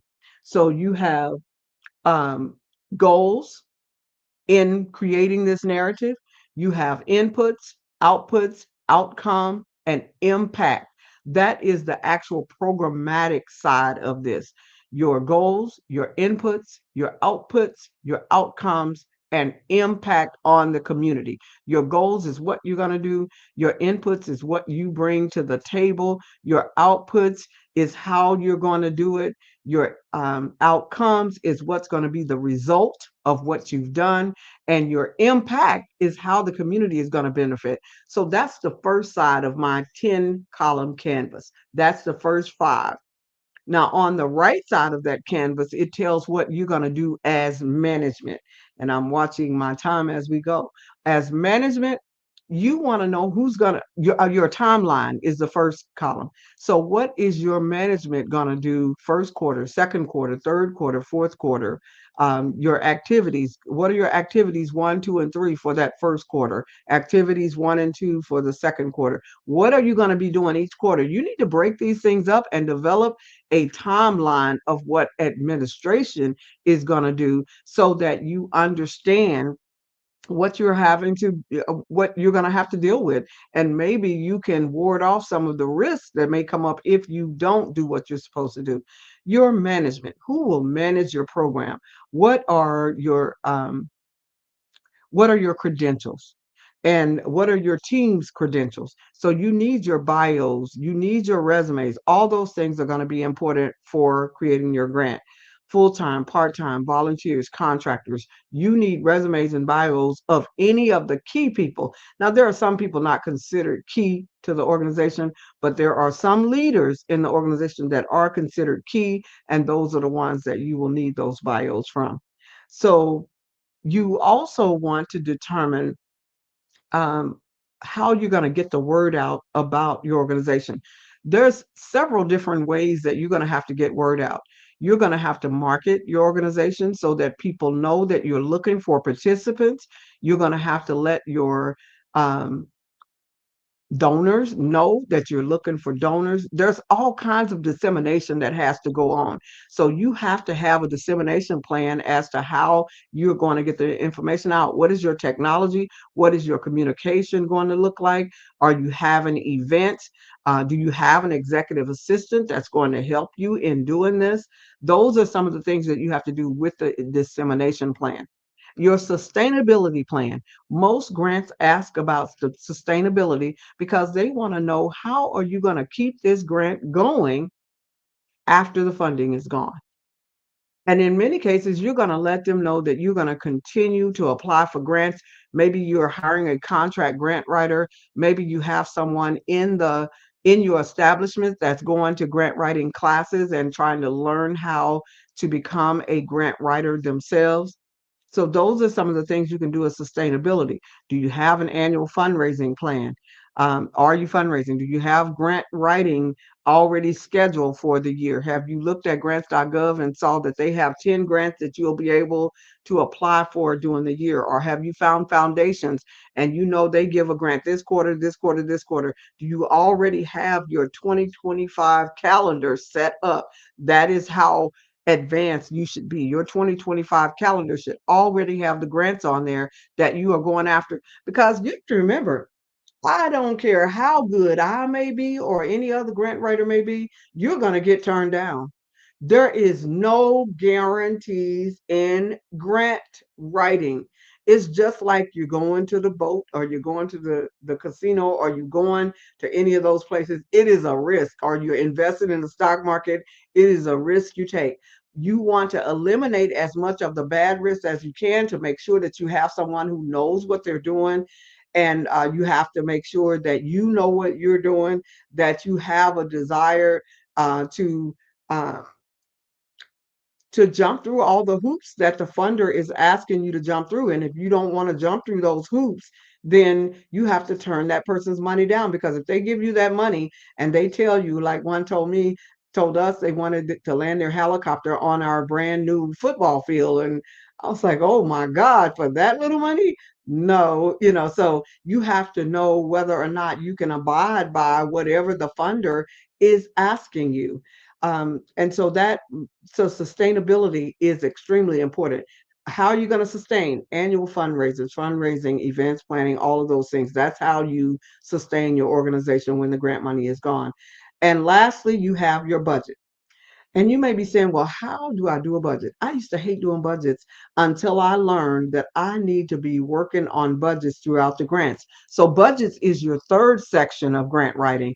So, I gave you goals, inputs, outputs, outcome, and impact as the programmatic part. So, there are two of those sections has budget, major budget under them, and that is the implementation or outputs, and that is your outcomes section, which has budget. So your output section has supplies and travel, and some of you may be able to add some more to that. Your outcome section has supplies and contract. So in my development of budgets, of grants, all of those things are figured as you go, because you have to go back and rewrite if you redo the budget. Every time you redo that budget, you have to go back and rewrite your verbiage, because your grant verbiage has to match your budget.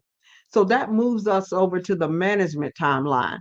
And there are three sections in the management timeline that has major budget. So you have your timelines that are, there's no budget really there. You have your management. There is definitely budget there, because you're going to have full timers, part timers, volunteers that may receive a stipend, and then you're going to have contractors. That's where your budget is going. So you want to make sure that you have at least 30% of your budget set aside for those contractors. And then that moves us to dissemination. Your dissemination has budgets, because you want to make sure that you have your internet website, your media, your expos, and your workshops, or whatever you're doing for that organization. And lastly, on this, you have budget in sustainability. So your sustainability is fundraising, grant writing, and public relations. That's your sustainability.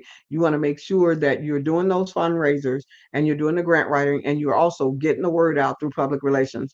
Whether you're hiring a company or you're contracting with a company, you are contracting with a company or you have somebody in-house, you've got to make sure that you are ready to um, build your sustainability through fundraising, grant writing, and public relations.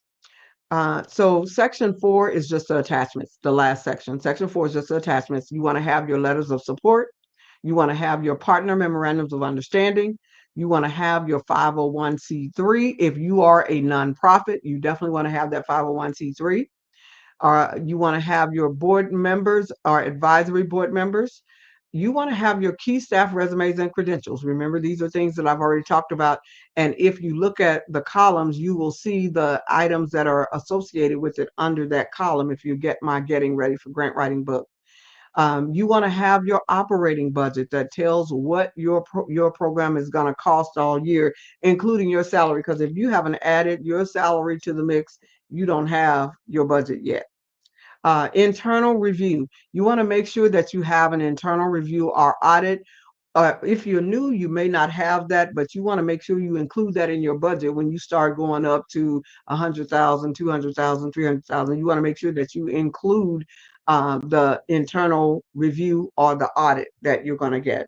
And then you want your annual financial plan. You want to make sure that you have that annual financial plan, and that gives you your budget. You know, your annual financial plan.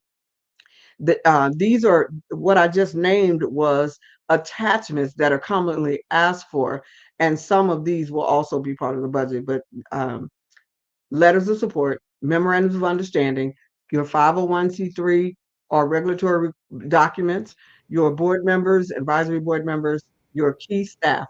And so I see that our great host is back, and so that I am done. Oh, fantastic. Here we go. Here we go. Here we go. Thank you so much. I was trying to find the book that you talked about online so that I can give some reference to. Before we go, can you briefly give some information on the book, how we can get it, how we can get it for Yes, ourselves? I sure can. Thank you so much. And you're right. I did not even say it's certifieddreambuilder.com. My book is located on certifieddreambuilder.com. It's an instant download. You get 30 days to download it, and you keep it for the rest of your life. So make sure that if you do get the book, you download it and you go ahead and download it to your computer. You get it instantly. It's Getting Ready for Grant Writing, Finally Made Easy. Now, today I did cover the sections in my grant writing book also. So just kind of peruse through the books. You may find something that's more relevant to you, but everybody needs to get themselves ready. It's hard to be asking for people for $1 million and you are not ready to apply. So this Right. kind of walks you through step by step. This is the do-it-yourself version, so you don't have to have some of you cannot afford a grant writer at this time. So if you cannot, this is a great way to do it yourself. It's also a great thing for you to do to learn about grant writing so you Right. know when you found a good grant writer. Absolutely. Thank you so very much. And we appreciate you being with us as always. Thank Continue. you so much. You're a great host. I love it. Thank you. Guys, right. remember, every dollar count. So we want to remind you to donate to the scholarship fund.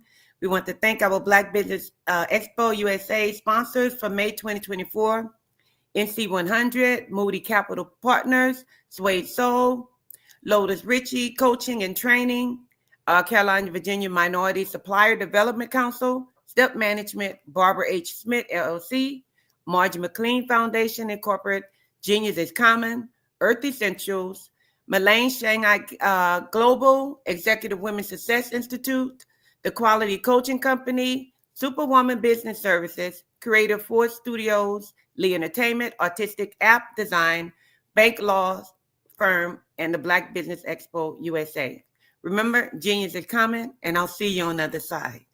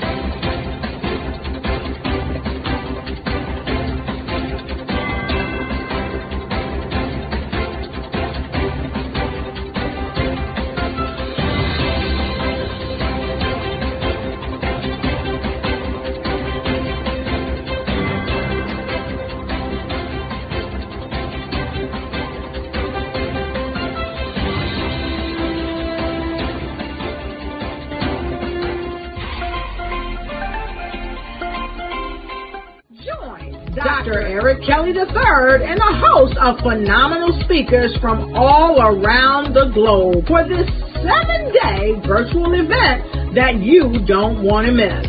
The mission of the Black Business Expo is to raise scholarship money from kids all the way from high school, all the way from college. The Black Business Olympics is one of the largest Black business showcases in the world. It is an opportunity for businesses and companies to showcase their businesses globally. We are going to be giving away laptops up to $5,000 away to students.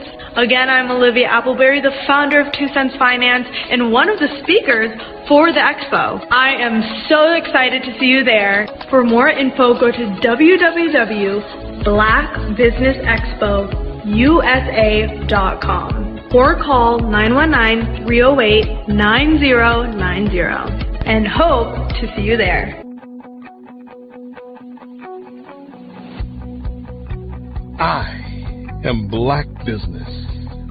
From the moment I wake until the time I sleep. Yes, I am Black Business. I am Black Business. Tell me, are you Black Business? I am Black Business. Do you support Black businesses? Listen, I support Black business because I am Black Business. Black Business Expo, one of the largest business showcases in the history of Black business in the world. The world! Sign up today at www.blackbusinessexpousa.com or call 919-308-9090. I am Black Business. I am Black Business. From the moment I wake until the time I sleep, I am Black Business. I am Black Business. Are you Black business? I am Black business. Do you support Black businesses? I support Black business because I am Black business.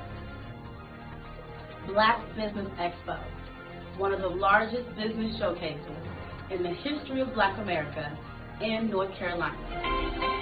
Join Dr. Eric Kelly III and a host of phenomenal speakers from all around the globe for this 7-day virtual event that you don't want to miss.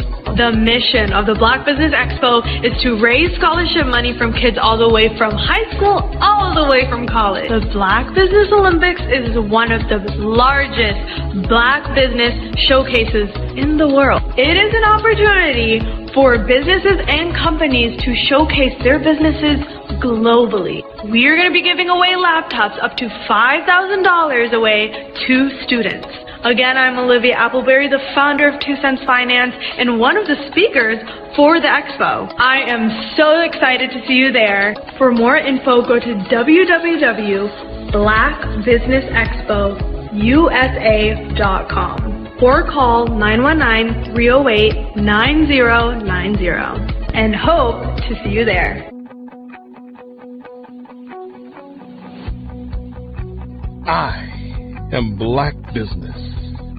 From the moment I wake until the time I sleep. Yes, I am Black business. I am Black business. Tell me, are you Black business? I am Black business. Do you support Black businesses? Listen, I support Black business because I am Black business. Black Business Expo, one of the largest business showcases in the history of Black business in the world.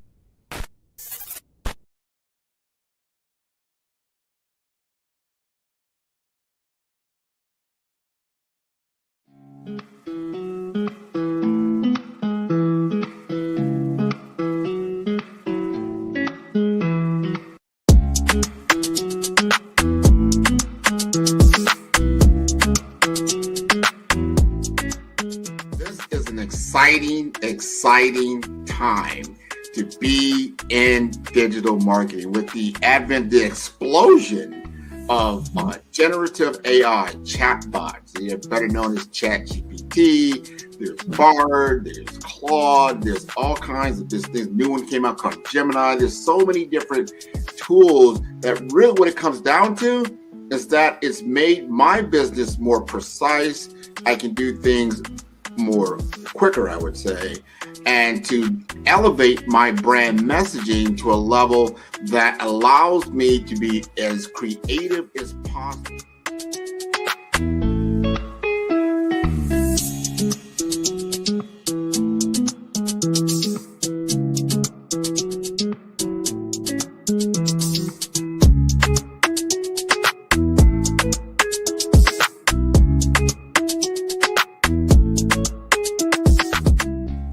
Digital market economy is taking the world by storm, probably over the last decade or so, but is really escalating now in the advent of AI because it is a game changer for a lot of businesses. It's not just all the big boys that can play in this space because of cloud computing, because of mobile computing, and now you have these tools at your disposal. You've got a laptop, you've got a computer, you can now digitize yourself to a level and get your message out there, and that equates to business.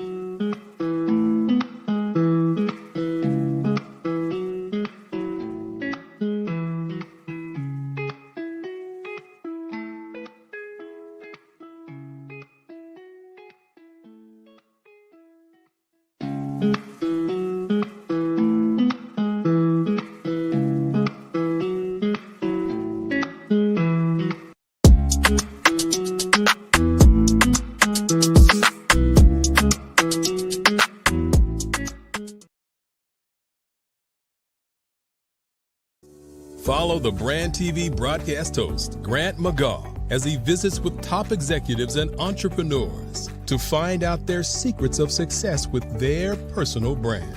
Follow the Brand TV broadcast host as he focuses on brand development to build better relationships, bring value to your business, relationships, and career. You will enjoy listening to each episode that is tailored to speak to you directly.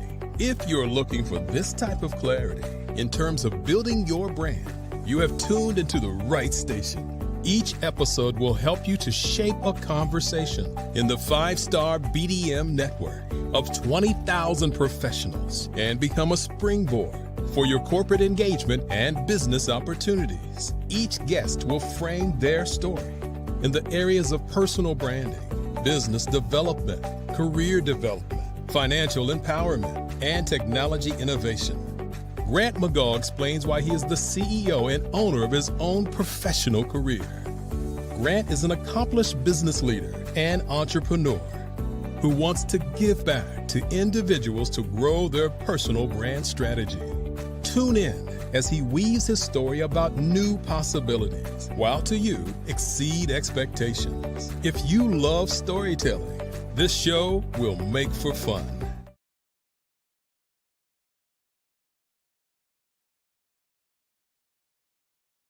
Sometimes you got to hear the news from the Black perspective, and more specifically, Black publishers. And that's exactly why you have to download the HeyTie app, the largest mobile app delivering breaking news, videos, and podcasts from 200 of your favorite Black publishers. Yes, 200 Black publishers delivering news as it happens, literally all in one app. Go to HAYTI.com or download the app in the Google Play Store or Apple App Store. It's completely free, along with information that you can trust, so go check them out.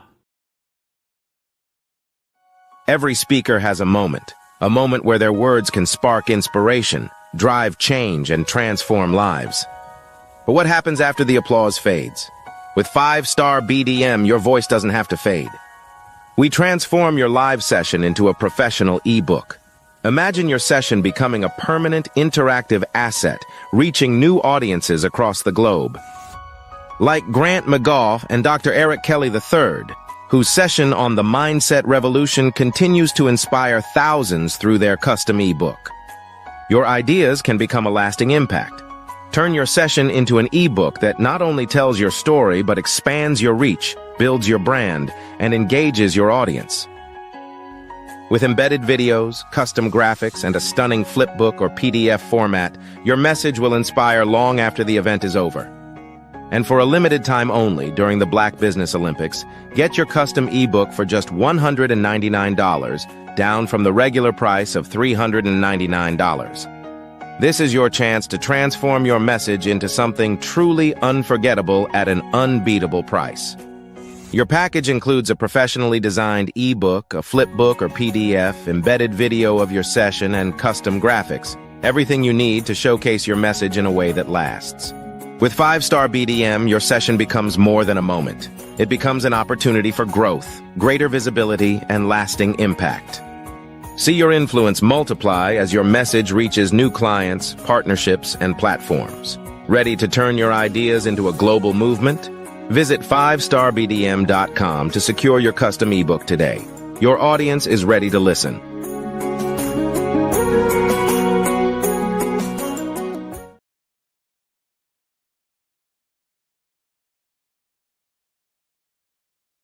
Five-Star BDM, Brand Development Masters, is a professional consulting and advisory group keenly focused on business development services for the small to mid-sized business and entrepreneurs.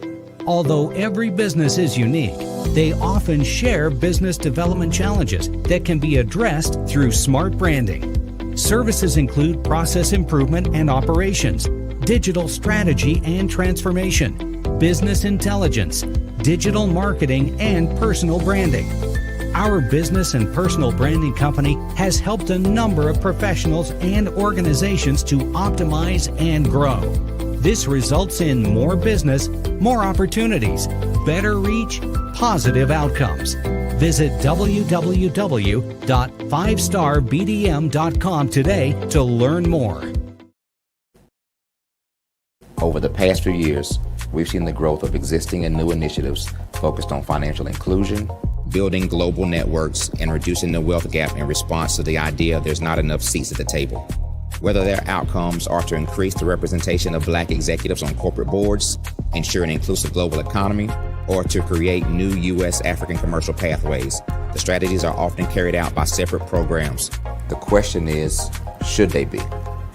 With the continent of Africa being home to more than half of the world's fastest growing economies, the youngest workforce, over 400 companies generating more than $1 billion annually, 700 generating more than $500 million annually that are poised for growth, and being the destination of nearly $5 billion in venture capital in 2021. Diversifying U.S. and Africa commercial engagement by building bridges between African businesses and their U.S. diaspora should begin being seen as mutually beneficial. From helping to reduce Africa's enormous capital gap to catalyzing two-way trade opportunities, the COVID-19 global pandemic hopefully has taught us that global challenges and opportunities are more interconnected than we thought. During the pandemic, African companies like Unicorn Flutterwave, insurance provider Reliance Health, ride-hailing app Yasir, and 54Gene, the continent's first bank of DNA on people of African descent, proved that when African companies have access to networks, capital, and information, they grow big, grow fast, and create solutions that are valuable to the world. This is why Be Direct was created. We are the first U.S.-based but African-centric board preparedness and board search company designed to connect U.S. Black talent and corporations to African businesses. Unique and fundamental to Be Direct's success is our process of helping board candidates adapt their experience and networks to an African context before they're connected to high-growth companies that are looking to locally and globally scale. From our focus groups with African business execs and government leaders, we don't ignore the sentiment that business is easy, but people are hard. Having a pool of board candidates with hard-to-access networks and extensive experience across the business life cycle, including successfully raising capital, is table stakes for an initiative like this. So yes, we have that. But corporate or entrepreneurial success in the U.S. does not guarantee success in Africa. Developed alongside industry partners on the continent, our training program, Be Direct Prep, is designed to transpose their experience to create cultural comfort, understanding, and a commitment to helping businesses in Africa scale. Our board governance sessions are African, continental, and country-specific, integrated with cultural awareness and dexterity training, masterclasses led by African industry execs, and mentoring and coaching from African continental-based facilitators. But even more unique to Be Direct Prep, we cap off our training program with an immersion trip to help candidates that have not been to Africa before see and feel Africa's complexity and opportunity from African soil. We all know traditional network-based board placement has historically left a lot of us out of ever really being in the paid board pipeline. Our strategy supports the work of many great organizations that are successfully filling seats at U.S. board tables by creating more tables for those that are still left on the sideline. It's time to start seeing the role and value of U.S. Black talent and businesses on the continent of Africa differently. Old perceptions and habits limit economic inclusion. Let's transition Black talent and the African businesses they will support from the periphery of the global economy to its core. Living in a global lockdown, we all know now how fast local and global economies can change, and see the value of having businesses that hire, strengthen local value chains, and even grow globally. Status quo in any form holds back progress. We must democratize U.S.-Africa commercial engagement by socially and economically connecting cultures that have long been disconnected. It's time for Africa's U.S. diaspora to redefine their global value by helping African businesses scale continentally and globally.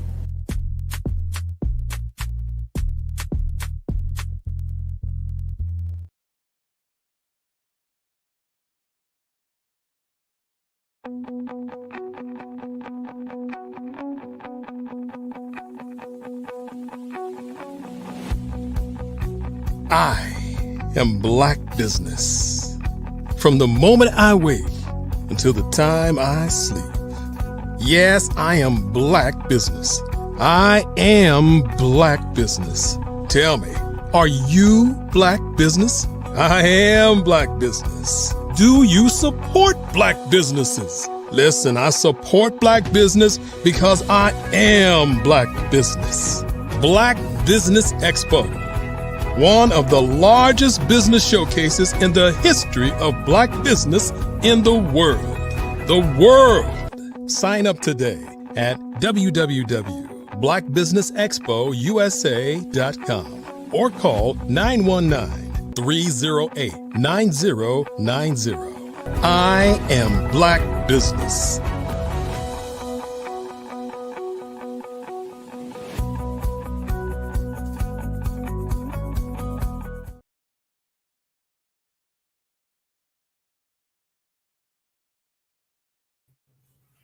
Good afternoon, business owners, entrepreneurs, thought leaders, and corporations. Welcome to the Black Business Network.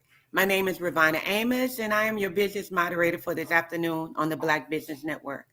The Black Business Network is a 24-hour network showcasing Black businesses, business owners, entrepreneurs, and thought leaders worldwide. We have speakers from North Carolina, London, Singapore, Africa, Japan, and cities all over the United States. The Black Business Network is a global community sharing its business knowledge to empower, inspire, and educate businesses about business. Today, we are delighted to introduce to you Melanie Perry. As a certified planner, Melanie Perry has been helping people create sustainable wealth by making wise decisions for over 2 decades. She is known for making financial concepts easy to understand, which helps people to make sound and empowering financial decisions. Melanie's online course, the Money Mastery Acceleration Program, caters to women entrepreneurs by providing solid strategic strategies that work. Her passions for financial literacy extends to educate women and kids about the basic of money management through her financial literacy and education company, Zillionaire Enterprises. She has been recognized by many national organizations for these efforts, including the Los Angeles Women's Chapter of the NAACP. Melanie has authored All About the Benjamins, helping people create sustainable wealth in the midst of financial insanity, and Jonathan and Geneva, The Adventures of Zillionaire's Kids, her latest book for elementary children. BBN viewers, it is with great pleasure I present to you Melanie Perry. Remember, genius is common, and I'll see you on the other side. Good afternoon, good evening, good morning from wherever you are in the world. Thank you, Regina. That was a wonderful introduction. Peace and blessings to you over this holiday season. To you as well. Thank you. So we have a lot to be grateful for and acknowledge as we move into what we're calling the new year. I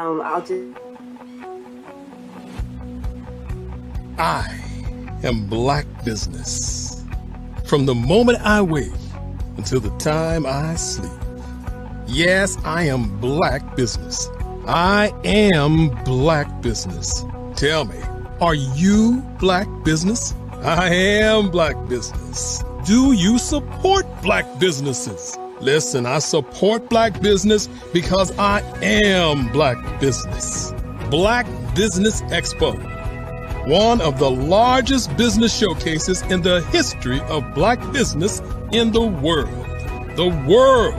Sign up today at www.blackbusinessexpousa.com or call 919-308-9090. I am Black Business.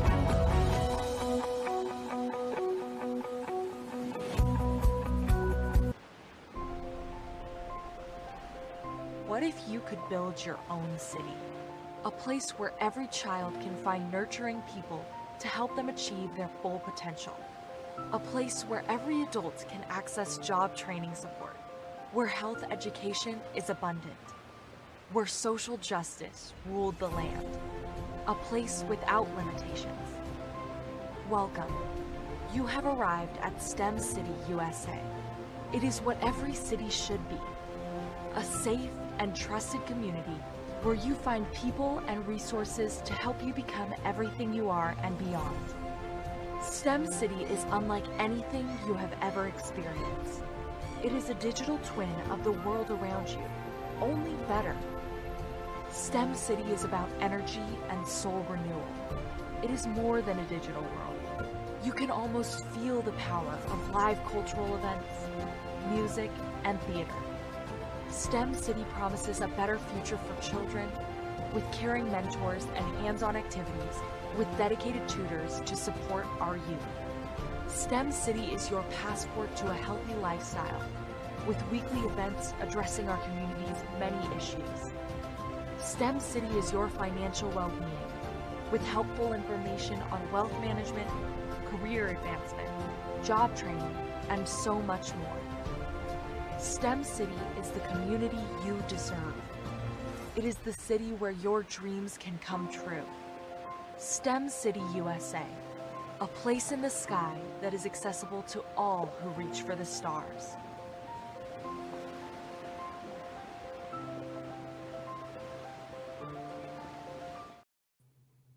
And we are back. Melanie, we want to thank you so much for coming and being with us today.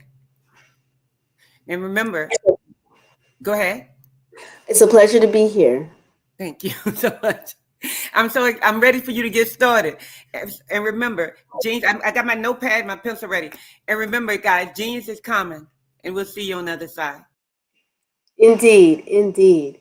Well, as always, it is a pleasure to be amongst those where genius is common. And today, I want to touch on the various wealth domains. So, as a certified financial planner, I work with a range of people that are moving into the next level of their genius.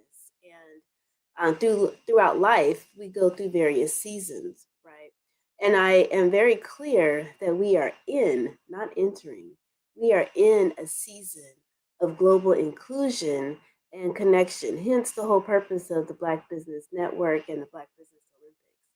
So, as we begin to understand our value, our worth, our genius, and recognize that that is what we are born with, and it's a matter of being able to effectively bring out our genius, to bring out our wealth in a way that is going to continue to bring added value to those people, to the people that matter to us most, and be able to, in this global economy, be able to effectively monetize it, and in tandem to that, be in a position where we understand how to extend our wealth in a way where it's perpetual. So, what I'm talking about are these various domains of wealth, right?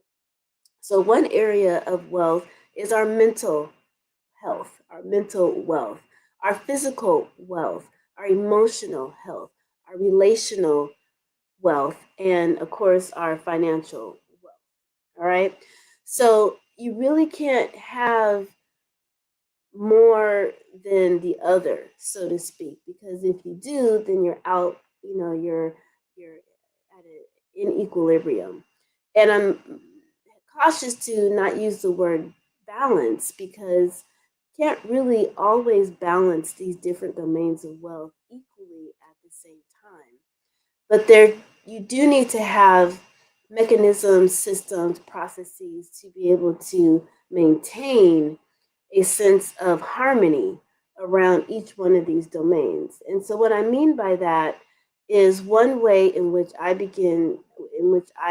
establish mental health, mental wealth, is by understanding that it's all about that my journey, my life is all about making me smile, making me happy. And in the midst of me doing that, people around me end up being the benefactor. So something recently that happened over the past 6 to 8 months, is I've been a caretaker for my uncle. And recently, as of yesterday, I completed the major work in the renovation of his home and gave him the big reveal. Well, that's something I wanted to do. I enjoyed doing it, and the benefactor happened to be my uncle, who needed this assistance from a family member, myself. So that's that's one element of exercising mental health and mental well-being.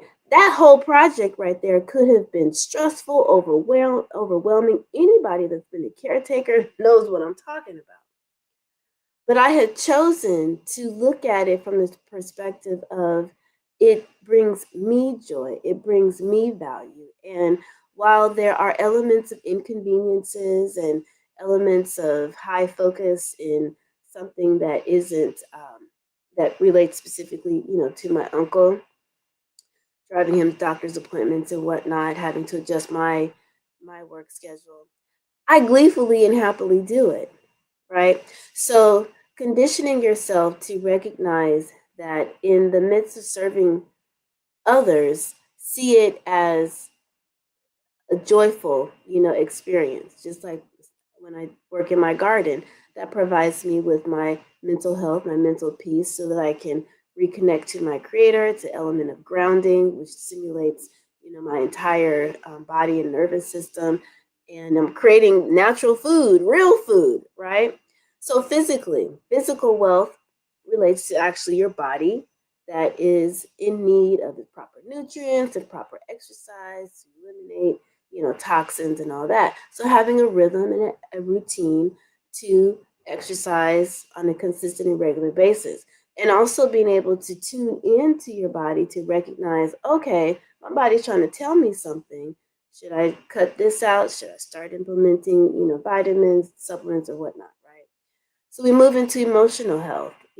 I think the two-letter word is one of the most important words we can entertain or exercise, is to say no. Because emotionally speaking, that might not, whatever the person is asking of us, may affect us in a way that challenges, our emotion. And one thing that my grandmother had mentioned to me very young is nobody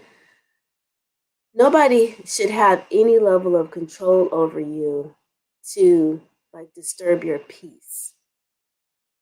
So as I have, grown, I'm almost midlife, I have worked on not letting someone else's stuff affect and penetrate, to me. That's a walking, process. It's a work in progress, I should say.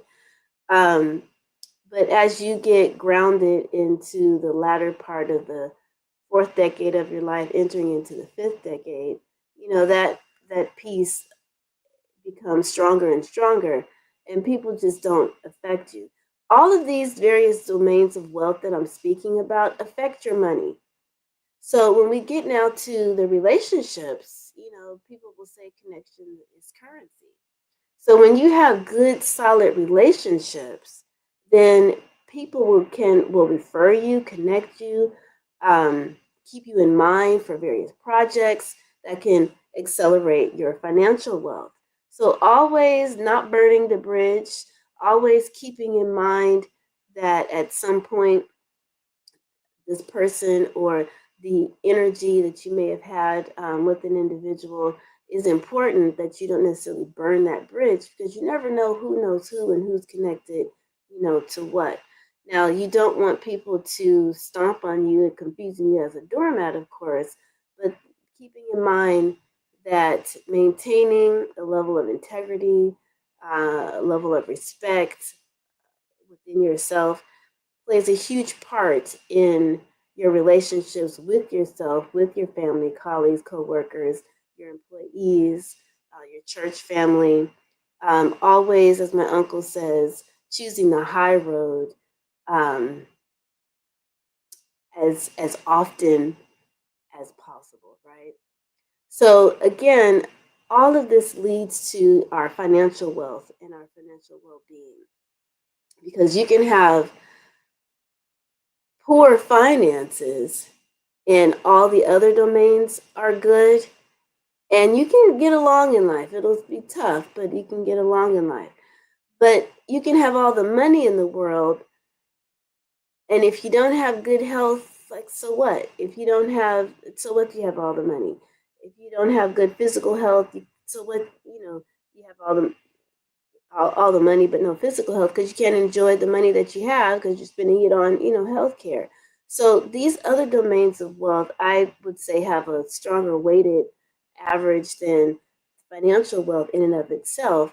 But what financial wealth does is that it provides you with the opportunity and the ability for ease. right? Money is not the end all be all. But what it does in this current global economy is that it creates ease. It's just a medium of exchange. It's an expression of your inner wealth expressed outward, right? And as soon as we begin to lock in on that and stop making money evil, stop making money, seem like it's some kind of bad thing that brings out the badness in people. No. Money enhances who you are from Jump Street.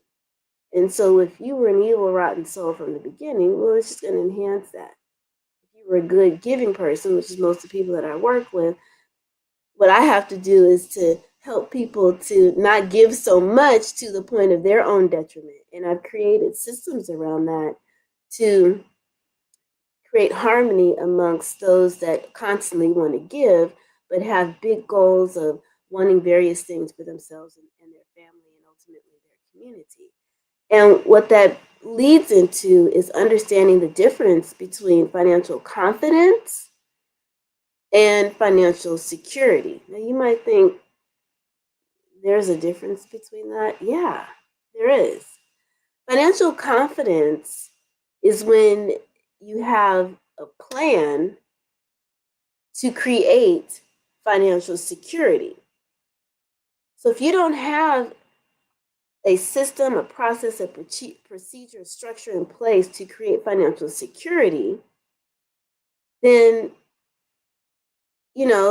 people, what is the phrase? You fail without a plan because you plan to fail because you didn't have a plan. I forget the term, but y'all know what I'm talking about. You failed to plan because you didn't have a plan, something like that. Anyway, I'm going to move on. So in order to execute anything, whether it's to lose weight, whether it's to have it, improve your mental health, you need to have a plan. You need to know where you are right now and where you want to go.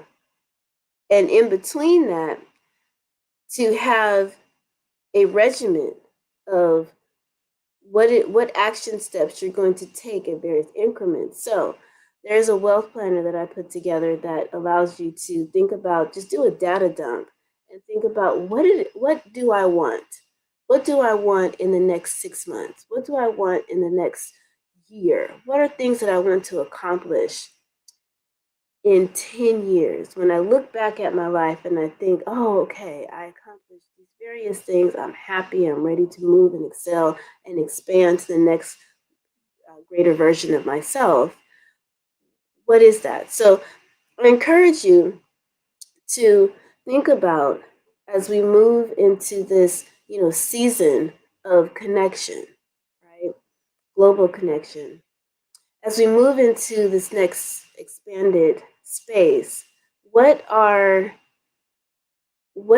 you want to reflect upon and look back in your life and say, I'm glad that I took the steps, that I'm glad that I didn't allow anything to discourage and distract me.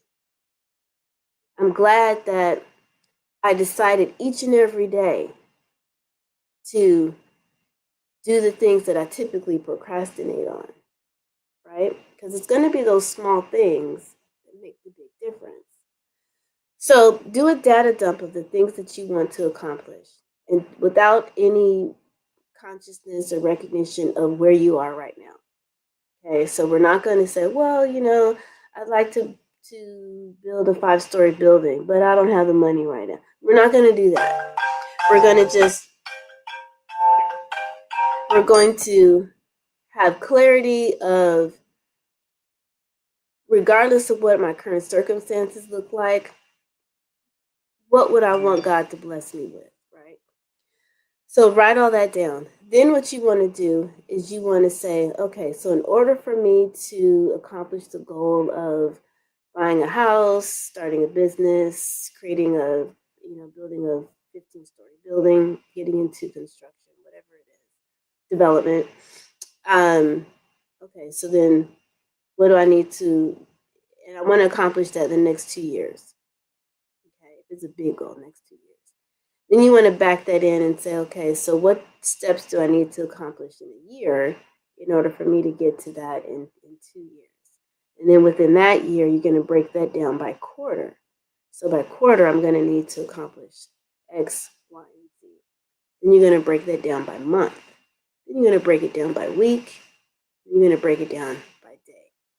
And so this would mean that you might need to consider a virtual assistant. It might be that you need to really focus on income. You want to be more conscientious with your spending. Notice I'm not saying a budget. So budgets are often in our minds constricting. But if we're thinking about how we're going to specifically allocate our dollars, allocate our resources, it's about efficiency. It's not about scarcity. So when you're looking at your finances and you're looking at ways in which you can find the money, there may be some areas where it's leaking. You have money, you put it into a bucket, your bank account, but you got leaks all over the place, right? So you want to find areas that you need to just plug the leaks. And going through that process it doesn't have to be shoulda, coulda, woulda, and why don't yous, and beating ourselves up emotionally. What we're doing is just saying, okay, well, if I need to focus on reading more, then do I need to have all these streaming services, Netflix, YouTube, whatever else is out there? Do I really need to be paying for all that? Should my time be more focused on reading, researching, right? Because there's going to be some changes that will need to take place in your life for you to expand to the next best version of yourself. Because we all know that genius is coming, right? I'm speaking amongst geniuses here. So what are some small things that need to be done so that the bigger things can happen? Do I need to create better systems in organizing my space? Because when we live in clutter, that also energetically prevents us from really excelling, because there's so many little itty bitty steps you have to do before you get to the main step, because there's so many obstacles just in your living space, and that just clutters your brain and your thinking, so that you might end up stressed at the end of the day, and all you really needed to do was just organize your purse, so you didn't have to dig down in the bottom there to find your keys. Now all that stuff builds up, and it creates dis-ease, right? So think about the small things in your life that just kind of like, that took me a long time to find, because I just don't have the organization and structure in place. All of that matters. All of that matters. By us as a people becoming more and more strategic, we have to begin to tighten up these smaller areas that have huge implications of the outcome, of the results. Getting back to plugging up those leaks, right? So once we've plugged up the leaks and we have a clear, efficient spending plan, our money is being allocated towards healthy foods. So we're nourishing our bodies so that we have a clear mind and we're prepared and ready for the day. We're not zip ripping and running around getting fast food in the morning after we drop off our kids or on the way to drop off our kids. No, we prepared the food in advance because we bought it at a farmer's market and we've meal prepped. And so all we have to do now is just go to the refrigerator, boom, okay, kids, hippity hop, let's go, right? Systems, organization. We don't need to cause that kind of stress in our lives and in our kids' lives. We're setting an example if you're in that phase of parenthood. So it's planning, right? It's planning our lives, planning our finances. That's what's going to create life confidence as well as financial confidence. And so then, where we create levels of peace, well-being, and security are going to be within the systems that we create. So from a financial perspective, okay, so we're beginning to develop the plan on the fundamental, level. We've got our spending plan, which is critical, right?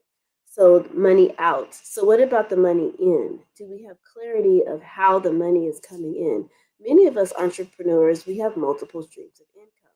whether we have multiple streams within our business, because we have different lines of revenue from our business, whether we have books, we have speaking engagements, different products, services, different products and services coming through, digital products and whatnot. Having clarity of where the money is coming from and organizing it in a way where it's efficient. So one step is by way of QuickBooks, just knowing when and where your money is coming in and what time. So there might be a certain season where you see an influx in revenue and a downflux. So when you have that excess coming in, the way you prepare for the downflow is by having a what I call your financial foundation. So what we would have is a reserve account. So that reserve account is where that excess revenue comes in when we're in these slower months, right? In addition to that is you'd have an operational account, your operational account. And so I suggest in your reserve account to have about a month or so set aside there. And the purpose of the reserve is potentially those down months, or if something comes up, maybe a conference you're looking on the internet, your conference comes through, and you're like, oh wow, I didn't know that was happening next week. And in order for you to go, there's an element of preparation that you need to have, get a suit or a dress or airline tickets or whatnot. You could tap into your reserve account for something like that, because it's going to augment your growth through those relationships and connections and knowledge that you gain there. The next bucket or account would be to have an operational account. So this operational account is, for operations. So the example I like to share, which is most recent, is during the pandemic, right? Many of us had to shift and we weren't already conducting our business online, like myself. So you may have needed to upgrade your computer, get some lighting, get a microphone. You may have needed to add a virtual assistant or shift how the office situation, was going, and you needed a few resources, for operations with regards to that. Excuse me. So having 3 months, 3 to 6 months, at least 3 months of your operational expenses in this operational account is going to be critical. Now, the third bucket is what I call future projects. And so this is if you wanted to create a book, you wanted to start doing retreats, you wanted to buy a building, you're going to park money, set money aside into this future bucket. So we've got clarity of the beginning levels of our plan. So we've got clarity where our money is coming from. We have organized that through a process, through a platform like QuickBooks, FreshBooks, or Wave. And so we see the different sources. One question that I think that I encourage entrepreneurs to ask themselves, because sometimes we have businesses that are kind of wasting our time. It generates income, but it's not really generating enough income for our time to be worth it. And so you want to ask yourself, as you are focusing on expansion and scaling, what revenue source do I currently have or could I create that is going to generate me the most money in the shortest period of time? That gives me the greatest amount of peace, right?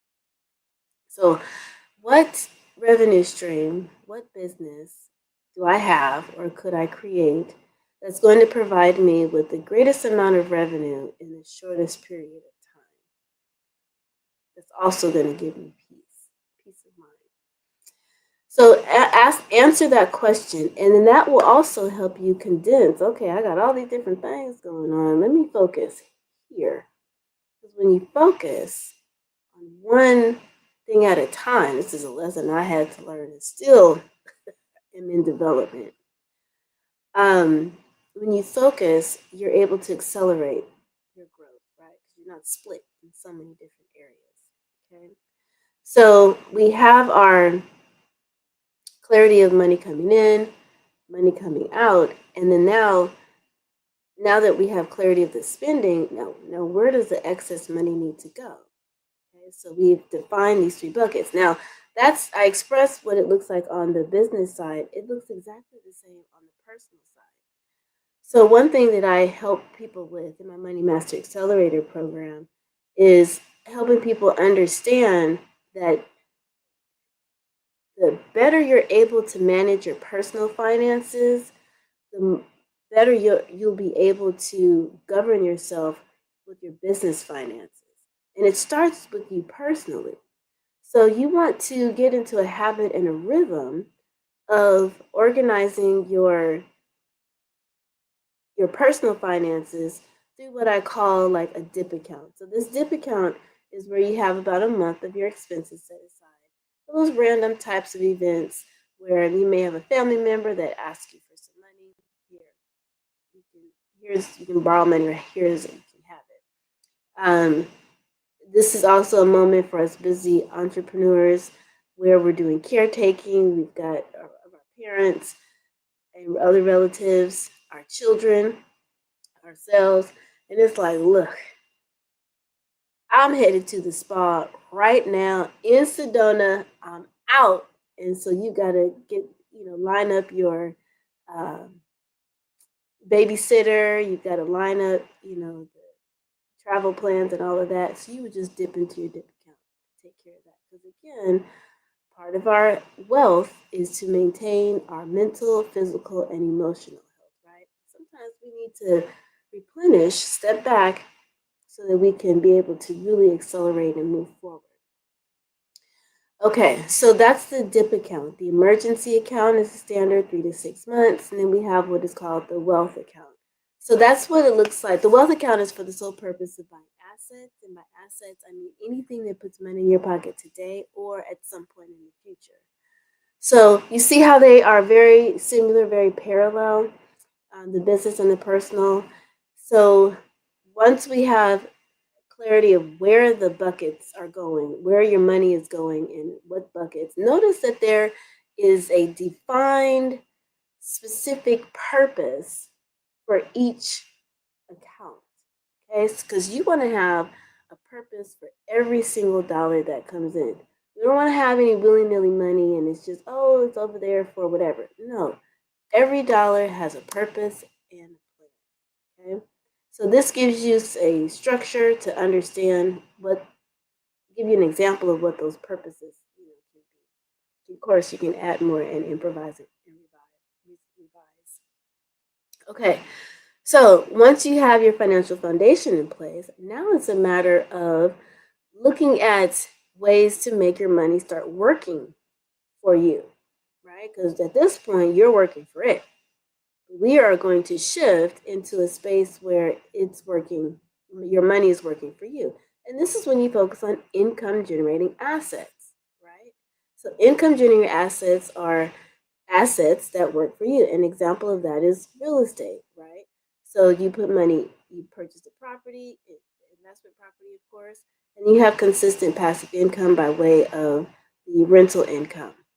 There are many other assets you can consider.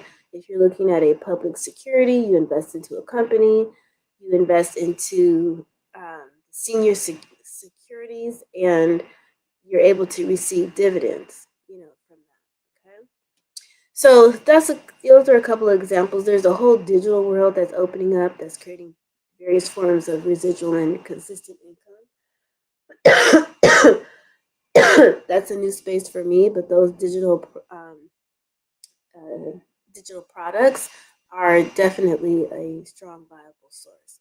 But the objective is to look for income generating assets. Okay, even annuities can be a great way to create consistent, guaranteed income. Certain types of life insurance policies create consistent, guaranteed streams of income. Okay, so that would be, a way in which you begin to expand. So within your business, you can create a situation where this digital product, this service, or an actual physical product is like your bread and butter, right? That's a consistent revenue stream. That's going to give you the peace that you know at least your bills are going to be paid, and you can now have the mental capacity to begin to think about scaling and expanding and growing to the next level. Okay, this is the plan that's going to create the financial security. Now, the next thing on the personal side, as well as within your business, is to focus on protection, right? So you want to protect the wealth as you accumulate. So how do we do that? On the personal side, it's insurance, right? So we're looking at protecting ourselves, our greatest asset by way of disability. Our life insurance, in the event of an untimely transfer, we want to make sure that our children, our family, our spouse is taken care of, and they don't have to deal with any financial stress upon us making a premature departure. Of course, our auto insurance, homeowners insurance, and health insurance, long-term care if you're over 50, that needs to be in place. On the business side, you have liability insurance. If you're a professional like myself, you would have E&O insurance. So these are ways to mitigate against a financial disaster, right? An unexpected, unplanned financial disaster. The next phase is to create like a financial fort. So this financial fort is under the umbrella of estate planning. So one phase of that as an entrepreneur business owner is to create a business entity. To create a business entity, whether that's a C Corp, S Corp, LLC, a partnership, that's your first line of defense. Another line of defense is the business liability coverage. And depending on if your product or service is still in the R&D phase, it may or may not make sense to actually establish a corporation. So many people have come across that have an LLC, but they don't have any revenue generated from the LLC, and they're just paying the state registration fees. Well, if you registered in California, that's insane, because if you're not earning any revenue in that business yet, and you're paying $850 a year just to hold the LLC, it doesn't make any sense. I know other states are less expensive, so govern yourselves accordingly. On the legal side, it's always suggested to establish that protection. On the financial side, from a tax planner and financial planner like myself, would say, well, generate some revenue, make sure you've got a solid plan and solid income, consistent income coming in, and a viable product, and then protect yourself. So think about what makes sense. Different industries require that you start with the LLC in the beginning. Okay. All right. So you have that layer of protection on the business side, and you have various business insurance protection, within your particular industry. Now, on the personal side, this is when we establish a trust, right? A family living trust, and then we can get even more fun and look at DSTs, Delaware Statutory Trust, Charitable Remainder Trust, things like that. I should say charitable trust, because there's a variety of trusts. Okay, and so this is just how you protect your wealth, right, and position yourself to create legacies, to create generational wealth. And I know I'm coming towards the end of my presentation today, and the way in which you want to begin to reflect in this particular season of how to kind of connect the dots between establishing financial confidence and making sure that the result of your financial confidence is financial security is by starting with the plan. Well, actually, first is by knowing that you're wealthy, knowing that you can do it, knowing that anything that God has planted in your mind, planted in your heart, to be able to have the desire to do it, know that it is divine, know that it is a part of your calling, and that where that has, and knowing that that is true, knowing that that is valid, means that there's a way to make it happen, no matter what your present circumstances look like, whether you are 46 or 64, right? As long as you are breathing, and living 6 feet above the ground, you have the ability and the capability to move the masses, to be a part of this season of a global shift, right? To be a part of this African diaspora, to connect and to contribute your gifts, your talents, your resources, your skills, your knowledge. It's incredible the amount of wealth that we possess and how we're shifting into a more holistic, loving, and more grounded world. And we all need to be a part of that and not shy away from and thinking that, oh, well, I don't really have too much to contribute, or, no one said that you have to become a multi-billionaire, right? But whatever contribution, it could be raising the best child, right? For them to contribute. So don't sleep on your gift. Remember, genius is common. And we all have something to add value and contribute to. And as always, it is a pleasure to be on this channel. Thank you so much. With Ravina and Dr. Kelly and everyone that participates in the Black Business Network. I appreciate you all, and thank you. Thank you so much. And thank you for reminding us that our business and our personal interests run parallel. It's important that we remember. Guys, remember, genius is coming, and we'll see you. I'll see you on the other side. Thank you. Peace and blessings. Yeah.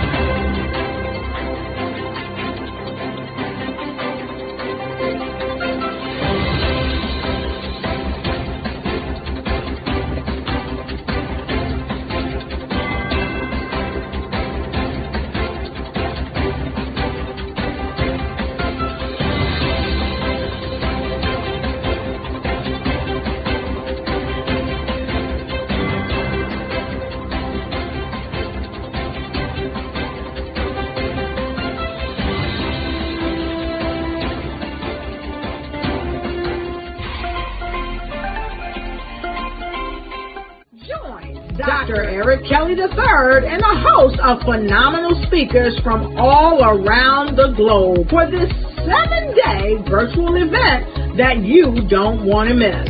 The mission of the Black Business Expo is to raise scholarship money from kids all the way from high school, all the way from college. The Black Business Olympics is one of the largest Black business showcases in the world. It is an opportunity for businesses and companies to showcase their businesses globally. We are going to be giving away laptops up to $5,000 away to students. Again, I'm Olivia Appleberry, the founder of 2 Cents Finance and one of the speakers for the expo. I am so excited to see you there. For more info, go to www.blackbusinessexpousa.com or call 919-308-9090 and hope to see you there. I am Black Business. From the moment I wake until the time I sleep. Yes, I am Black Business. I am Black Business. Tell me, are you Black Business? I am Black Business. Do you support Black businesses? Listen, I support Black business because I am Black Business. Black Business Expo, one of the largest business showcases in the history of Black business in the world. The world! Sign up today at www.blackbusinessexpousa.com or call 919-308-9090. I am Black Business. I am Black Business. From the moment I wake until the time I sleep. I am Black business. I am Black business. Are you Black business? I am Black business. Do you support Black businesses? I support Black business because I am Black business. Black Business Expo, one of the largest business showcases in the history of Black America in North Carolina.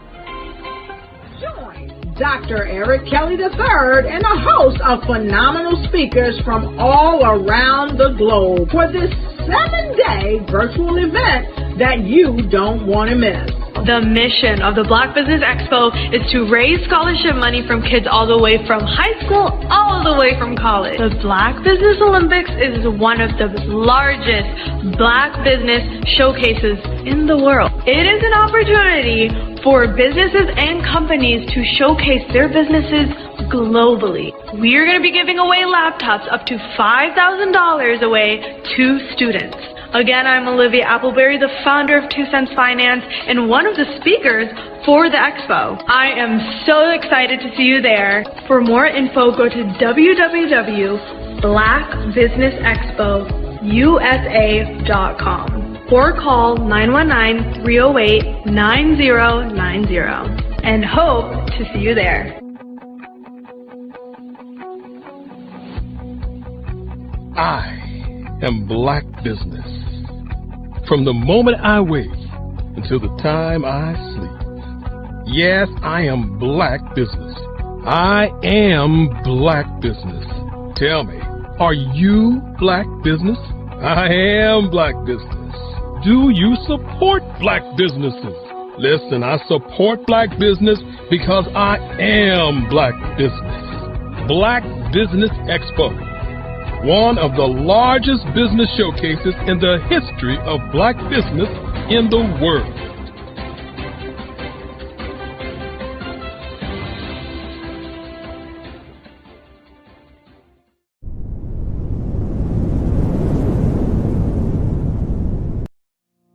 Did you know that approximately 333.34 million businesses exist today, according to a report from 2021? And you may be one of those businesses, or maybe you're not in the business market yet, but you're aspiring to be a business owner. Well, guess what? You're in the right place at the right time. Because let's face it, everything is about timing and opportunity. Hi, my name is Dr. Lotus Richey, and I'm the CEO and founder of the Lotus Richey Coaching and Consulting LLC, along with the Lotus Richey Ignite Show. 15 minutes of success with Dr. Lotus Richey, as well as books to boom your business and bring who you are. And today, I want to bring this amazing message to you about the Black Business Network and the Black Business Olympics. See, the Black Business Network and the Black Business Olympics is designed to help people just like you, that's right, that look like me, to take their business to the next level. Not just in your front yard or your backyard, but globally. The Black Business Network and Black Business Olympics is designed not to just help you survive, but to help you thrive. So join us today as we come together with businesses all around the world to support our students, our children, our young teens, our young entrepreneurs. What we do is we come together to help raise funds for students who are aspiring to be business entrepreneurs, who are aspiring and who are thriving in college. We endow them with a wonderful opportunity to gain scholarship of either a laptop or several thousands of dollars. And we invite you to help be a contributor to this amazing opportunity to help someone that looks just like you. So join us today at our website and let us connect with you and help you ignite and take flight in every area of your life on the Black Business Network and the Black Business Olympics. I'll see you on the other side. Bravery is not the absence of fear, but the ability to overcome it. We stand for those who defy suppression, who speak out, and those who walk the road less traveled. Everyone deserves to be seen and their voices to be heard. We're sparking a movement, growing a community of creators united by the desire for freedom, choice, equity, and ownership. At Fanbase, it's all for one and one for all. We support each other to guide, promote, and uplift you in a place where you can unapologetically be yourself. A place where your voice, ideas, and creativity are not just welcomed, but celebrated. We are Black founded, minority funded, and supported by a diverse, inclusive, powerful community that believes in the strength of authenticity and individual choice. Regardless of success or background, we welcome you, the marginalized, the underappreciated, the successful, the superstar. We're for all who seek a space to express themselves freely, where they are rewarded for being their authentic, true self.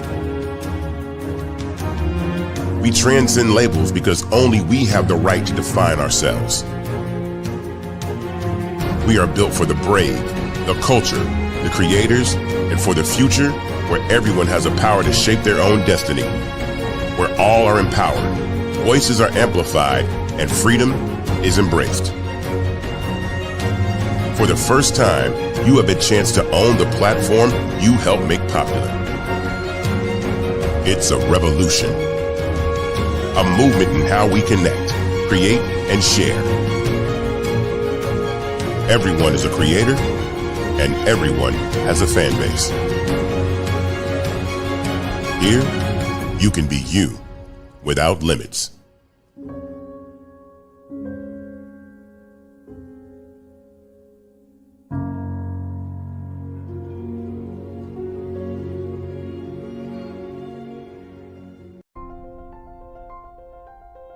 What if you could build your own city? A place where every child can find nurturing people to help them achieve their full potential. A place where every adult can access job training support. Where health education is abundant. Where social justice ruled the land. A place without limitations. Welcome. You have arrived at STEM City, USA. It is what every city should be. A safe and trusted community where you find people and resources to help you become everything you are and beyond. STEM City is unlike anything you have ever experienced. It is a digital twin of the world around you, only better. STEM City is about energy and soul renewal. It is more than a digital world. You can almost feel the power of live cultural events, music, and theater.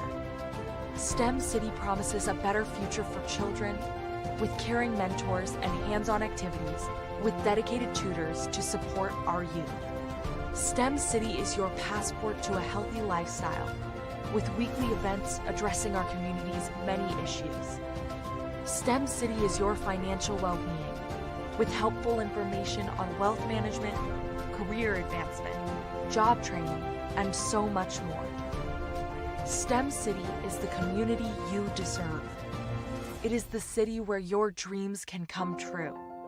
STEM City USA, a place in the sky that is accessible to all who reach for the stars.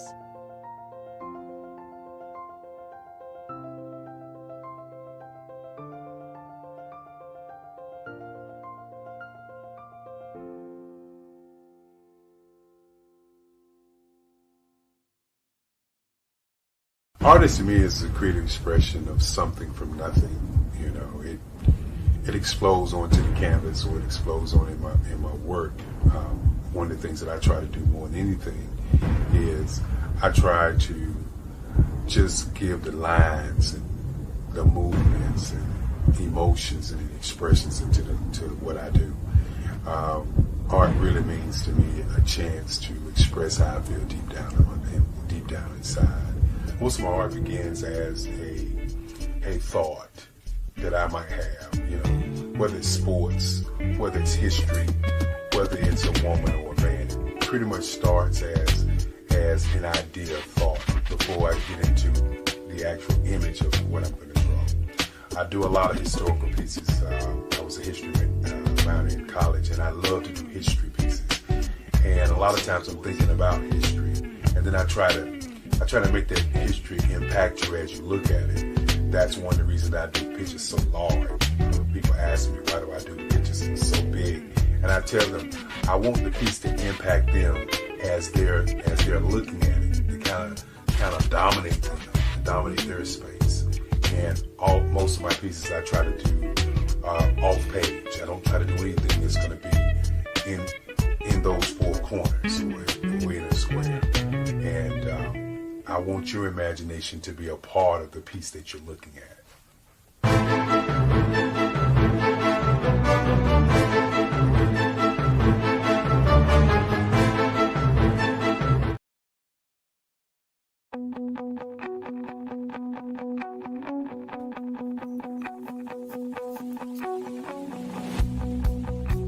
I am Black business. From the moment I wake until the time I sleep. Yes, I am Black business. I am Black business. Tell me, are you Black business? I am Black business. Do you support Black businesses? Listen, I support Black business because I am Black business. Black Business Expo, one of the largest business showcases in the history of Black business in the world. The world!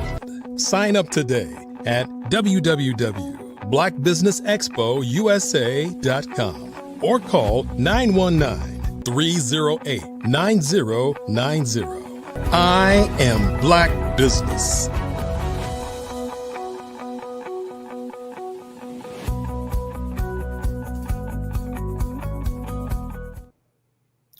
Good afternoon, business owners, entrepreneurs, thought leaders, and corporations. Welcome to the Black Business Network. My name is Ravina Amos, and I'm your business moderator for this afternoon on the Black Business Network. The Black Business Network is a 24-hour business network showcasing Black businesses, business owners, entrepreneurs, and thought leaders worldwide. We have speakers from North Carolina, London, Singapore, Africa, Japan, and cities all over the United States. The Black Business Network is a global community sharing its business knowledge to empower, inspire, and educate businesses about business. Today, we are delighted to introduce to you Jerry Smith. Jerry Smith is a 40-year-old radio broadcasting and entertainment veteran. He is the CEO of the highly successful JAS Consulting and Entertainment Incorporation, which he founded in May of 2020. The company specializes in radio and artist consulting, radio promotion services, and planning and coordinating concerts, workshops, and special events. Jerry Smith, 40-year on-air radio diverse career experience beginning in August 1984 from gospel to rock, top 40 R&B, urban R&C, classic rock, oldies, and hip-hop. In the past 4.5 years, his company, JAS Consulting and Entertainment, has 2 #1 Billboard Gospel Airplane chart singles. He is the owner and CEO of streaming gospel radio station Favor 97.3, which was nominated for a Stellar Award for the Gospel Internet Radio Station in 2020. He's also part of the Brain Trust team for several of Urban One's most significant events, including the Women Empowerment Network EXPO, the Radio One Love Cruise, the Lamplighter Awards Show, and the Radio One Family Comedy Tour. He served as the chair of St. Jude's Children's Research Hospital, Radio Care's Advisory Board for 2013 to 2018, a role that allowed him to have a significant impact on the fight against childhood cancer. I could go on, but I'm just going to go ahead and introduce to you Mr. Jerry Smith. Welcome, welcome, welcome. Thank you. Thank you. Thank you. Thank you. I could go on, Hall of Fame recipient, President Lifetime Achievement Award, Entrepreneur of the Year in 2022. Yes. All your accolades. Well deserved, I'm sure. Yeah. All of that.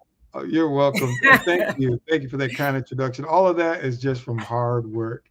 I Yes. tell everybody I'm a nobody trying to tell everybody about somebody who can save anybody. Mm-hmm. That's what my mission in life is. I give honor to God Mm-hmm. for my being here and in your presence. Also, I'd like to thank Dr. Eric Kelly III for this amazing platform to Yes. highlight Black businesses, and also at the same time sow into our young men and women's education as we try to Yes. raise scholarship dollars to further their education. But all of those great accolades that you mentioned really was just from hard work and believing in myself and people encouraging me to do something special with my life. So I like to Mm-hmm.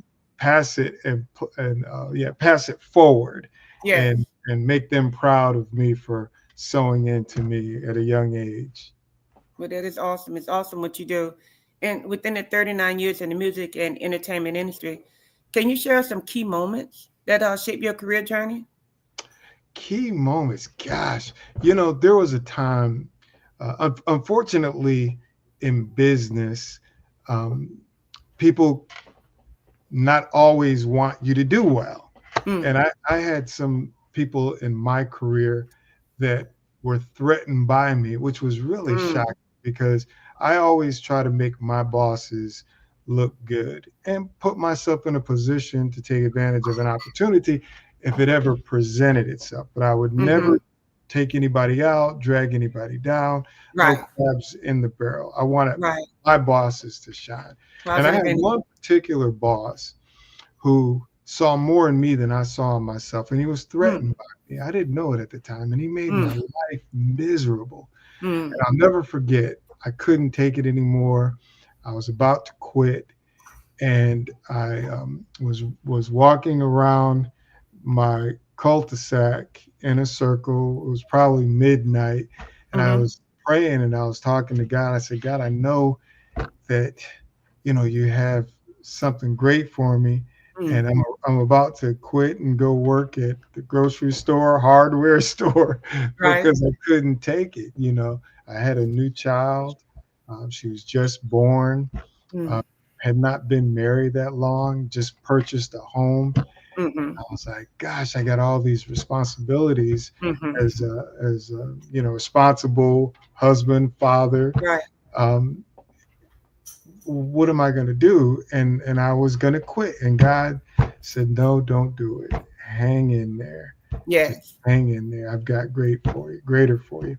And about a year later, almost to the day that I was walking around my cul-de-sac crying, grown man, Doing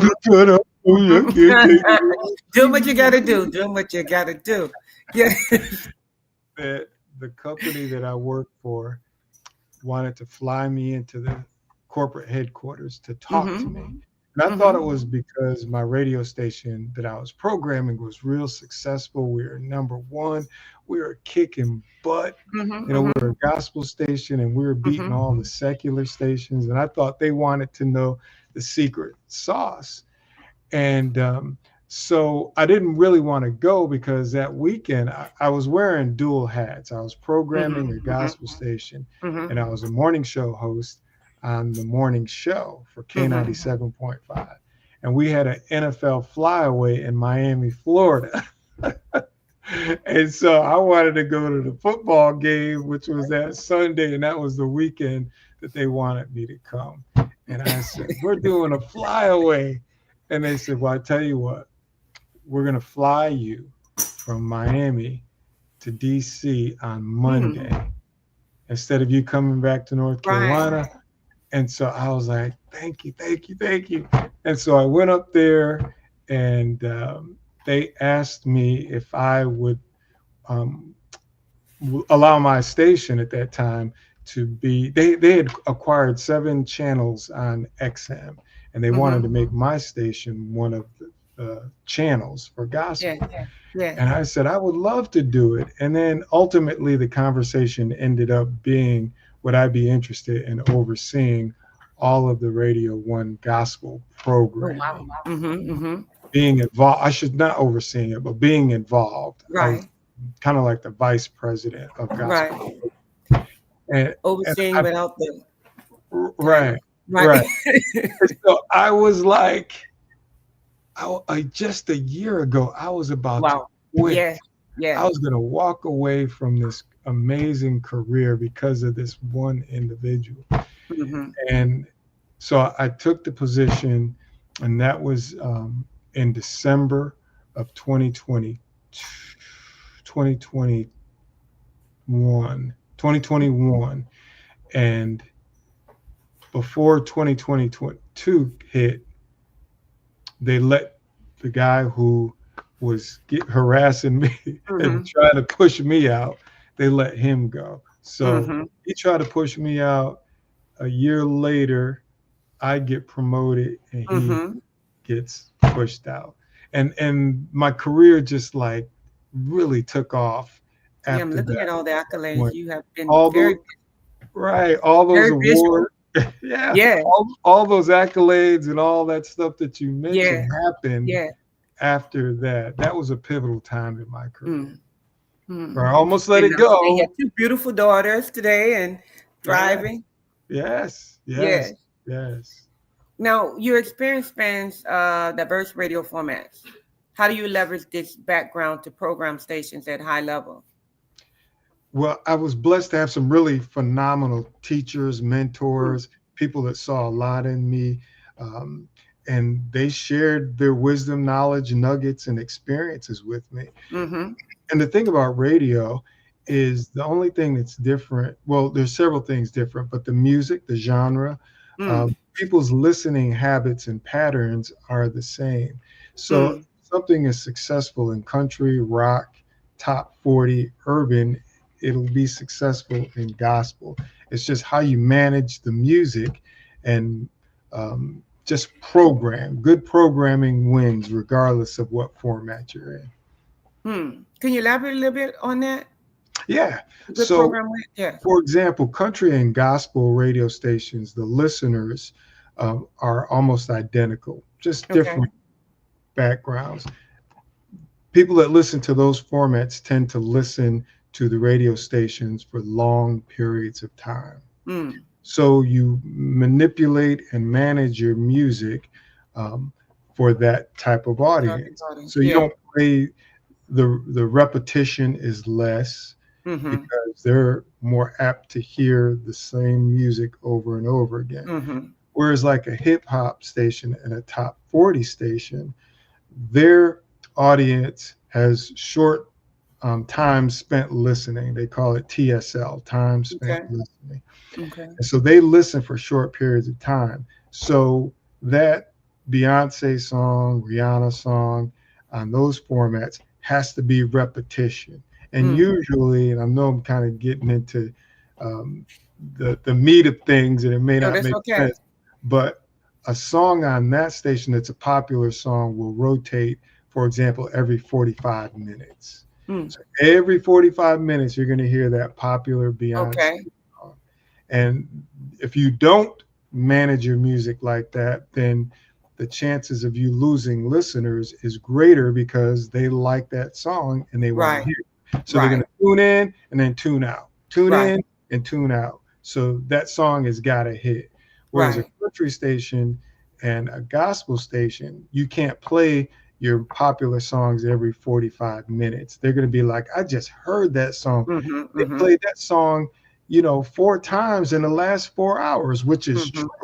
So you've got to spread that song out. That song may not rotate for about 3.5 hours, back to back. And so you've got literally 40 or 30 songs that play more than any other songs in your rotation.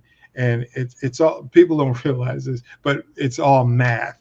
You're managing numbers. How often does this song play in 24 hours, 7 days a week?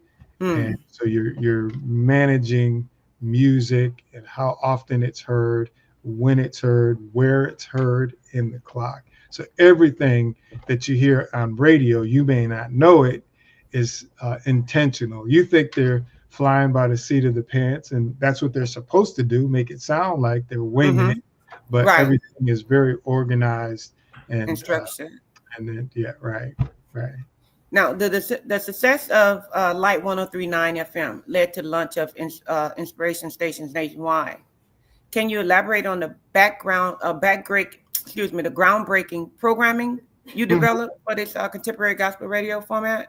Yep. And I can't take all the credit. There were some other great minds that contributed. Bob Beatty, who is a clock genius, is one other person. I learned a lot from him. But the strategy was to treat that format, which was really neglected for a long time, as a real format. Unfortunately, people with the gospel format didn't really have any formal training. Most of them were people that either were religious, went to church, or maybe were in a choir, and bosses and the people that own these stations, they didn't know much about gospel. They're like, oh, Jerry, you go to church. Here, we're going to put a gospel station on the air, and we want you to be in charge. Okay. Well, Jerry has no background in it, so he's just doing what he, as an outsider looking in, perceives. And it's all wrong. So our concept was, this is a real format. It's a niche format. People who love gospel music, maybe the lifestyle and the culture, they'll be interested in it. But we're going to give them news. We're going to give them sports. We're going to give them weather. We're going to have professional sounding DJs. We're going to be topical and let them know what's going on in their community. And we're going to play the hits, and we're going to manage the music professionally. We're going to ask our DJs to front sell, to back sell, to be professional broadcasters. And so that's what it was. And people really embraced it. The sound of the station, we call it imaging, which is the voice of the station. Favor 97.3. You're watching it, Favor. Tell a friend about the all-new Favor 97.3. You know, professional. Oh, I know. Look. You like that, don't you? You like that. No, I'm just kidding. So we just put a polished presentation on the air that sounds good. We did great contesting, just like the secular stations. Hey, we're giving away cars. We gave away a house one time. We're giving away trips to the Caribbean. You know, we're giving you TVs and radios, whatever the hottest gadget is. You have a chance to win these cool prizes. You know, Mother's Day, Father's Day, 4th of July, Valentine's Day, Christmas. We're going to be heavily involved in the community. And that's what really people embraced it. And other companies saw this, that the station was doing well in the ratings. Number one gospel station. Man, it was a big to do when we hit number one. Everybody thought it was a fluke and something was wrong. And at the time, Arbitron was the system that calculated the ratings, and people were saying, this has got to be wrong. It's no way this little gospel station can be number one. And Arbitron said, well, they are number one. And, you know, if you want to do something about it, then you need to hire a program director. Right. Program Mr. Smith over there, because he's kicking all of your butts. He didn't say it like that, but that's what he said. That's what he meant. In a nice, polite way. Okay, now you mentioned the term front selling and back selling. The DJs, can you I don't know if anybody, go ahead. Yeah, that's radio announcing 101. Okay. To tell the people who the artist is or who that was. You know what I mean? The all-new Favor 97.3, I'm Jerry Smith. That was the latest from Kirk Franklin. It's all smile. Hey, coming up, I've got the new BB Winans, Heaven, just around the corner, Favor 97.3. So what I did in that one little thing there was I backspelled the Kirk Franklin, and I front-selled or told what's coming up with the BB Winans. The public wants to know. Usually they're not as music savvy as the DJs. And then there's like a small percentage of the population that is just music crazy, and they know all the artists, and they can tell you every song on the album. But for the average Jane and average Joe, they don't know. So when they hear something that they like, they may want to go buy it, and they want to know Right. who was that. And Right. so it's the DJ's job to what we call front sell and back sell the music, just to let the public know what they heard or what they're about to hear. Right. Okay. Now, as the content coordinator for Radio One's gospel station, overseeing 14 stations and launching 7 nationwide, what challenges and successes did you experience in this role? Gosh, the challenges is, yeah, Lord have mercy. The challenge is whenever you, as an outsider, go into somebody else's market, everybody's territorial. Mm-hmm. So when someone comes in and says, hey, we're going to do things this way, we're going to play these songs, Mm-hmm. we're going to, again, everything is intentional in radio.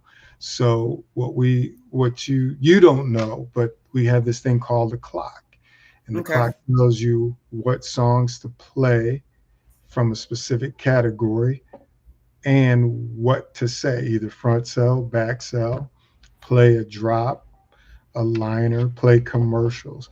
And so sometimes when people from the outside come in to work with the local team, there's some pushback because they feel like they're losing control, market, and maybe a little job insecurity. That's always the biggest challenge, getting them to buy in and say, hey, listen, buy in and say, hey, listen, Right. this is going to help you and all of us. It's going to help your sales department. It's going to help your ratings. It's going to help you actually with job security, because we're going to put a better product on the air. Yeah. Some of the biggest successes were when a lot of the stations that we launched went on to be top 10, top 5 market where they never existed. Philadelphia, Houston, Texas, Atlanta, Georgia, Richmond, Virginia, Washington, D.C., I'm Charlotte. waiting here, Louisiana. Yeah, I know you guys need Yeah, come on down. Yep. Detroit, Michigan, those are some of the markets. But one of the biggest things was putting together the Spirit channel for Sirius. Well, at that time it was XM. We couldn't use my station as a satellite station because XM wanted to be commercial free. So we needed, and we're making money selling commercials on my station light. So me, a gentleman named Mike Abrams, and Jay Bryant put together the Sirius XM, the XM channel Spirit. That was up until that was like a big deal for me, putting on a satellite channel. Yeah. We heard worldwide. I mean, that was amazing. And congratulations again. Thank you. Yeah, I could just imagine the hard work and the time and the efforts and everything that had to take place to make that happen. Yeah, it's a lot of work, but talk about sticking to it. I love work, and work is good. And usually, if you put a lot of blood, sweat, and tears in it, a lot of passion, good things come from that hard work. Yeah. Now, I hear you say, you love what you do, and I hear the passion in your voice. How important is that? It's very important. Whenever I feel like I'm not having fun doing it, then it's time for me to pack it in and really retire. Right now, I love helping people. Right now, I don't know how you pronounce that word, retire. I mean,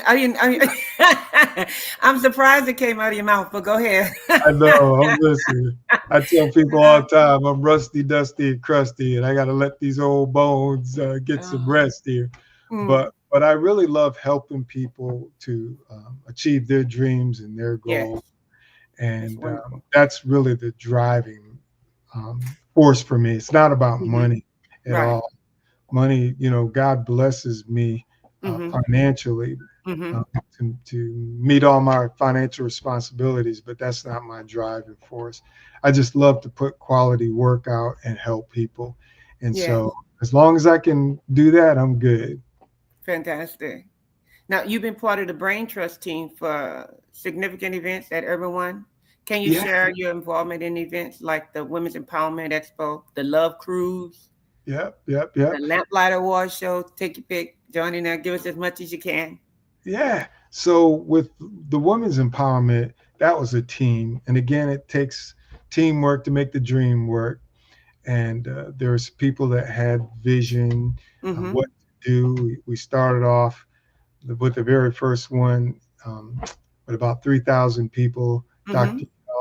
Dr. Jocelyn Elders, who was the Surgeon General at the time, was the keynote speaker, and it was just a woman panel. And then we had a new employee who came in, and she brought an idea to the table. Eric Kelly was also a contributor to that with some great ideas. My role and what I saw was putting on a really tight professional show. I was the stage manager. I also helped to book talent, mostly with the faith-based crew. And I had Kirk Franklin, Hezekiah Walker, Dietrich Hadd, CC, BB Winans, BB and CC, Jacqueline Carr, Erica Campbell.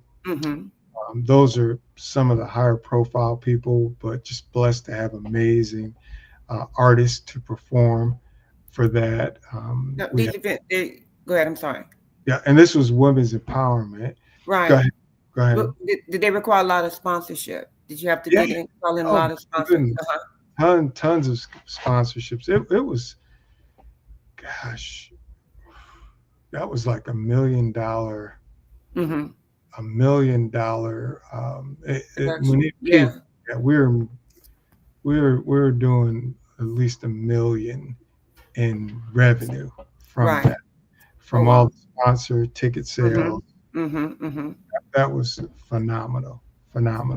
Now, I wasn't involved in sales again, emceeing and stage hosting and coordinating and putting the show together with all the elements from the other team, the keynote speakers and the seminars and workshops and, stage presentations and of course the concerts. That was where my genius kicked in. And the Love Cruise. Yeah. So the Love Cruise, the Radio One Love Cruise was phenomenal. It started off as a partial charter on a cruise ship. The visionaries, Kathy Hughes, and she, had the Tom Joyner cruise, Fantastic Voyage. She wanted to do something for the faith-based community, and of course, crawl before we walk before we run. And we did a partial charter, and it went extremely well.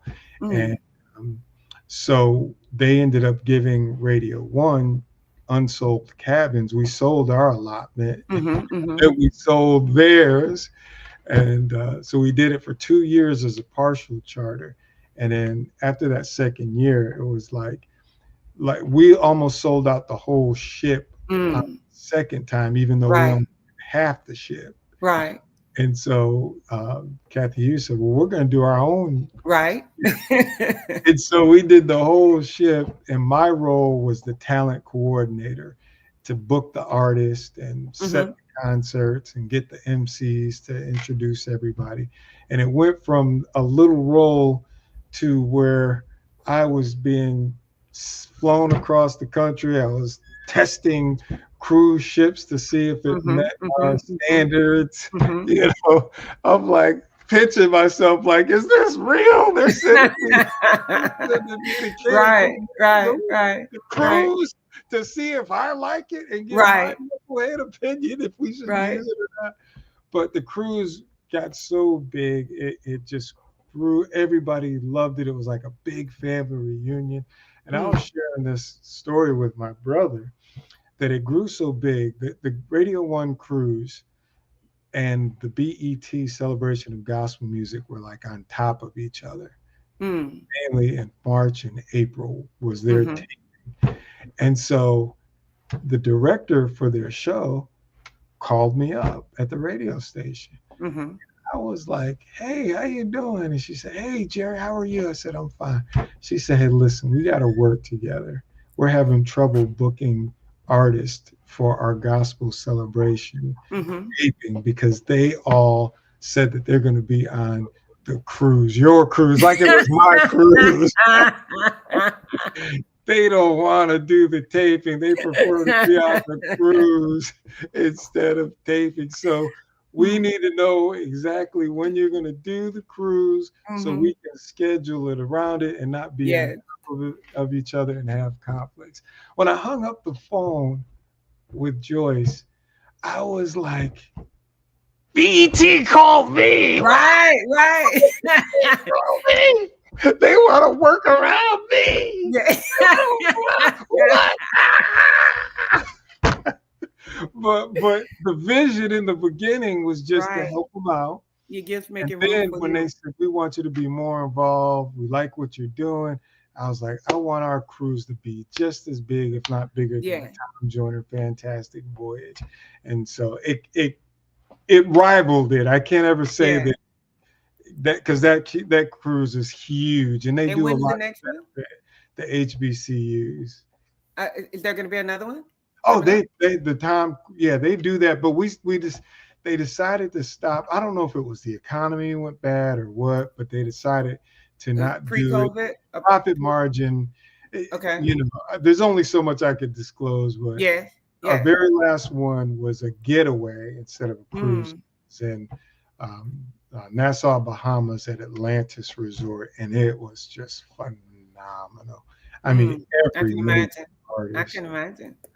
Well, if you guys do it again, make sure you let Dr. Kelly know to call me. Okay, for sure. So I can book my cruise. I'll be right there with you. But I forgot to mention, please make a donation to the kids.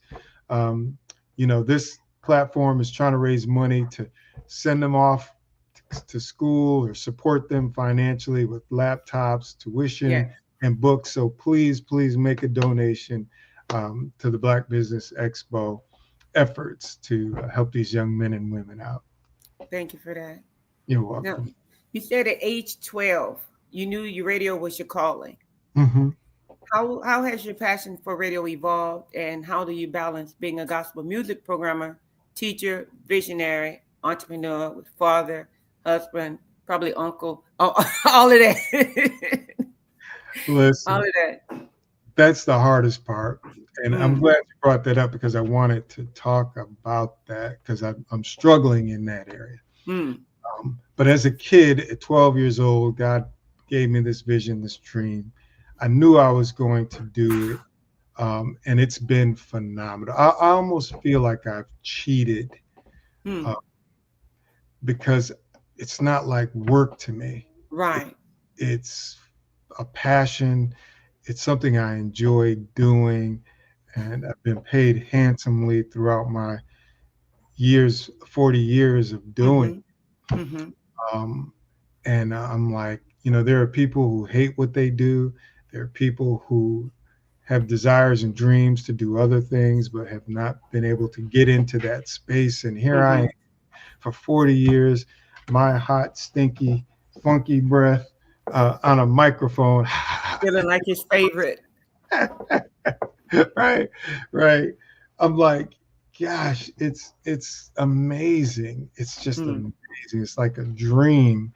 But the part that I struggle with is just being in so much demand. I have a heart for people. I want to help people. I've got to figure out time for myself where I don't burn out. I have a heart for people. I have a heart to help people, but I've got to be careful that if I don't take a break for myself to help others with their initiatives, their things, that I'm going to do damage to myself physically, because my body is gonna say, listen, you're burning the candle right 3 sides of the stick, 2 at the end and 1 in the middle, and if you don't take a break and give us a break, then we're gonna break down for you. So that's the hardest part, is just saying no and making sure I don't burn myself out.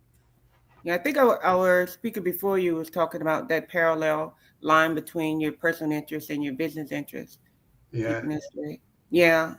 Now, who were the programming minds that played a significant role in shaping your knowledge in the broadcast industry, and how did they influence your approach to programming? Well, I have so many. I have to go back to Jim McManus. He was the very first one.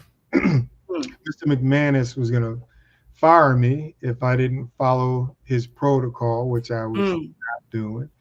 And he sat me down. He said, listen, we're training you to be a professional broadcaster. You're doing things not like we trained you to do. You're not in college anymore. You're not DJ Right. Hollywood, you're a professional broadcaster. And he said, everything that we do is intentional. And he explained it to me. He was the first one to really sit me down and explain it to me. And I was only there for 2 weeks, and the format. And then about a year and a half later, it kicked me out. And he said, we're only paying you minimum wage. You are going to do well in this profession. Be making a lot more money than what we're paying you. And we encourage you to leave the nest. Wow. And I was confused. Wow. Because he saw something in me that I didn't see. But everything that he said came into fruition. So I would say Mr. Jim McManus. Then the guy who hired me at my first, and that was a gospel station, first secular radio station. His name was John Stevens. John hired me. He saw something special in me and gave me a chance. I was only one of 2 Black people to work on the radio station. Started overnight and then just got promoted. They ended up letting John go, and they hired a new guy whose name was Dick Shannon. And Dick was this big time radio programmer, and I didn't know, I was new, green, snotty nose, and I've got this great mind. And he promoted me, and he sat me down, and he told me, you're going to do really, really well in this business. And he talked to me about integrity. And not until years later did I realize how big of a programmer and how influential this guy was in the radio industry. And we flipped formats multiple times. We went from an easy listening, what they call adult contemporary station playing, Barbra Streisand, Dilson, love Barbra Streisand, Loggins, so on and so forth, to Pink Floyd, Led Zeppelin, Peter Frampton, Jethro Tull, contrast, rock stuff. And Dick promoted me, and he says, you're going to do really, really good. And he said, you know the music the least, yet you've improved the fastest out of everybody. Wow.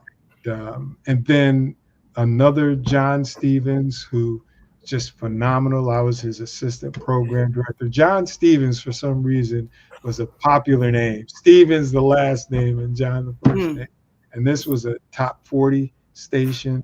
And my mentor, the guy who I really, really love, he's a radio consultant. He worked in all kinds of formats. He was consulting an urban station, KISS 102 in New Bern, North Carolina.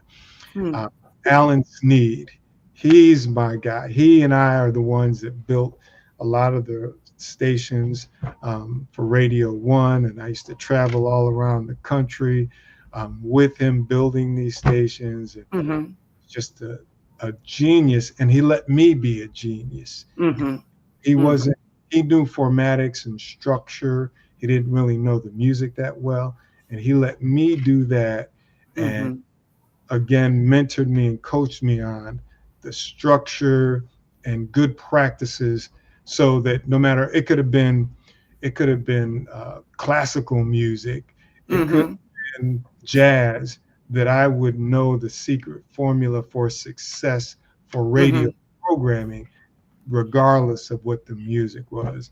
And then there's so many others.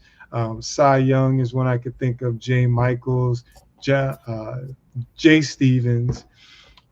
Those are some that come to mind as well.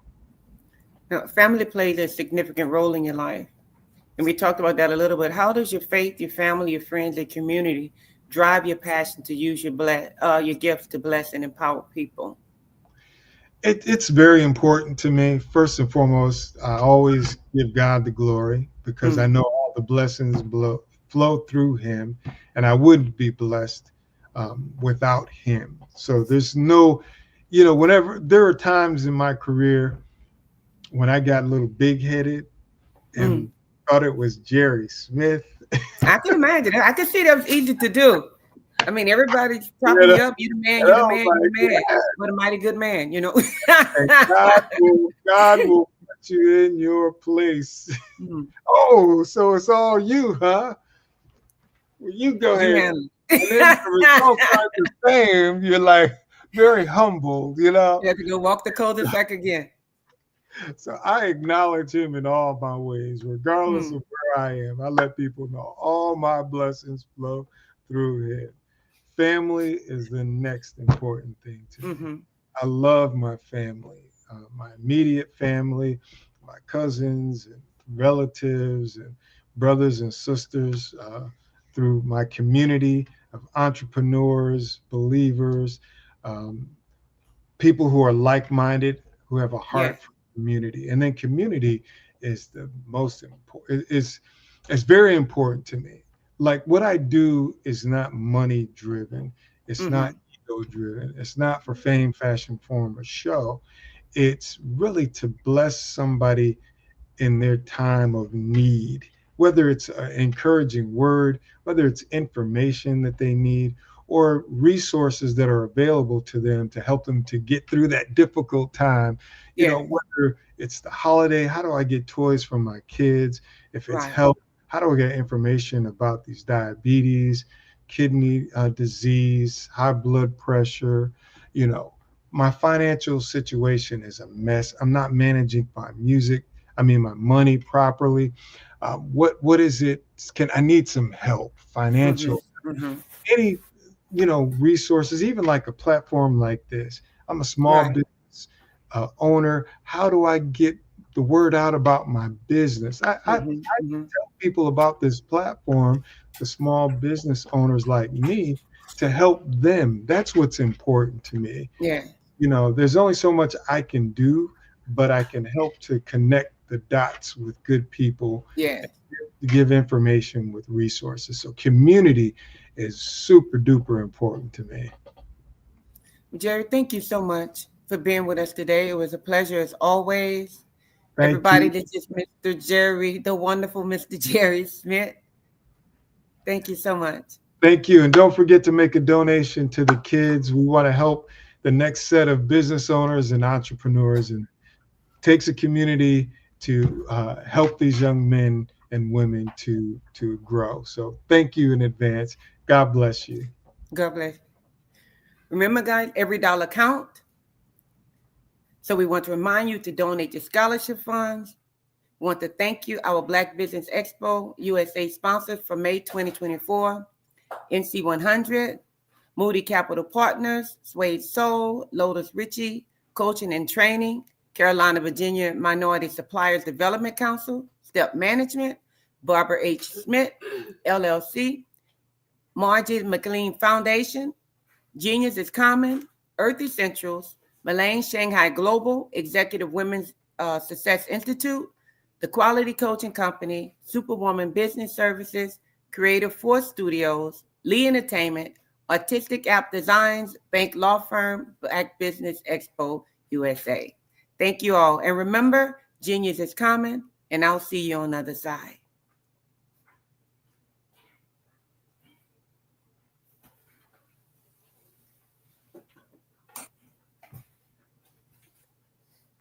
Okay. I was born in a little village on the island of Haiti. Many deadly diseases pounded me. It is as if they were on a mission to end my existence on this earth. I refused to give up. In 1983, I left Haiti and came to the United States of America. And I came with $5, 2 shirts. I didn't speak in English. I came to Atlanta. I got a job. I was a doorman. I was a doorman with a dream. What I used to come on stage. I'd rehearse this moment that I'm standing in front of you. That's the power of a dream. Maybe today is the day you begin acting as if you already have it. And then step out with full force. Take a risk. No condition is permanent.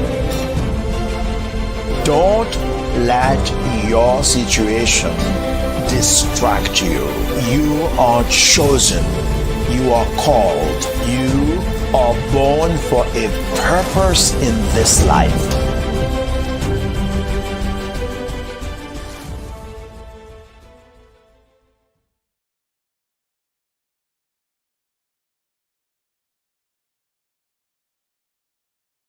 Phenomenal Tanya T. Wise, who is here from the great state of Maryland. Tanya, welcome and thank you for being with us today. Can you indulge our audience a little bit and tell them just a little bit more about who you are and what it is that you do? Well, I love being able to talk to people and have a magnetic attitude, being able to just show them. So I always like to say, level up is Coach at Tanya T. Wise here. So can you tell our audience, just give them a teaser about what your presentation will be about? So my philosophy is that we should all be living our dream life. So tomorrow I'm going to talk about how you start living your dream life. What are some of the things that you thought about in your childhood that you just kind of let go and dormant? Wow. And I want to reignite that and just give you some pointers and some tips, some tools, some strategies to be able to start living your best life now. And guess what, Rhonda? And leave an inheritance for your legacy. Oh my goodness. Okay, I know that's resonating with a lot of people. I've heard that you have a dynamic coaching program. Can you tell us a little bit more about that? Absolutely. So our coaching program help people that have the lack of time, that lack strategies, and lack the confidence to go after their dream life. So we help them implement tools, we help them implement strategies, as well as give them resources so that they can live their best life now and leave that inheritance. Wow. Oh, I love that. I love the leave the inheritance part. Listen, you are dropping some major nuggets, and I know a lot of what you're saying is resonating with a lot of people, but I think we're all curious. How did you even make this transition into the speaking and coaching arena? What's the story behind this? So I started out in finance, and I realized that a lot of people don't necessarily go after their dream life because of the lack of finances or the education behind finances. But it wasn't until I lost my firstborn, my only son, that life changed for me. And where I was going after it all, living the corporate life, hit my 6-figure income and living in my dream house with my dream man, driving my dream car. I nearly lost it all when I lost my son. And so I realized it only takes one financial catastrophe that can change your entire life. That's what made me start All New Beginnings. Because no matter what's going on in life, there's a new beginning. And because of that, we develop a program called Wise Minded. My little slogan is, don't just dream it, let's live it. If they want to connect with you or work with you, what is the best ways for them to be able to do that? Well, for my social media guru, you can connect with me on every single social media platform as Tanya T. Wise.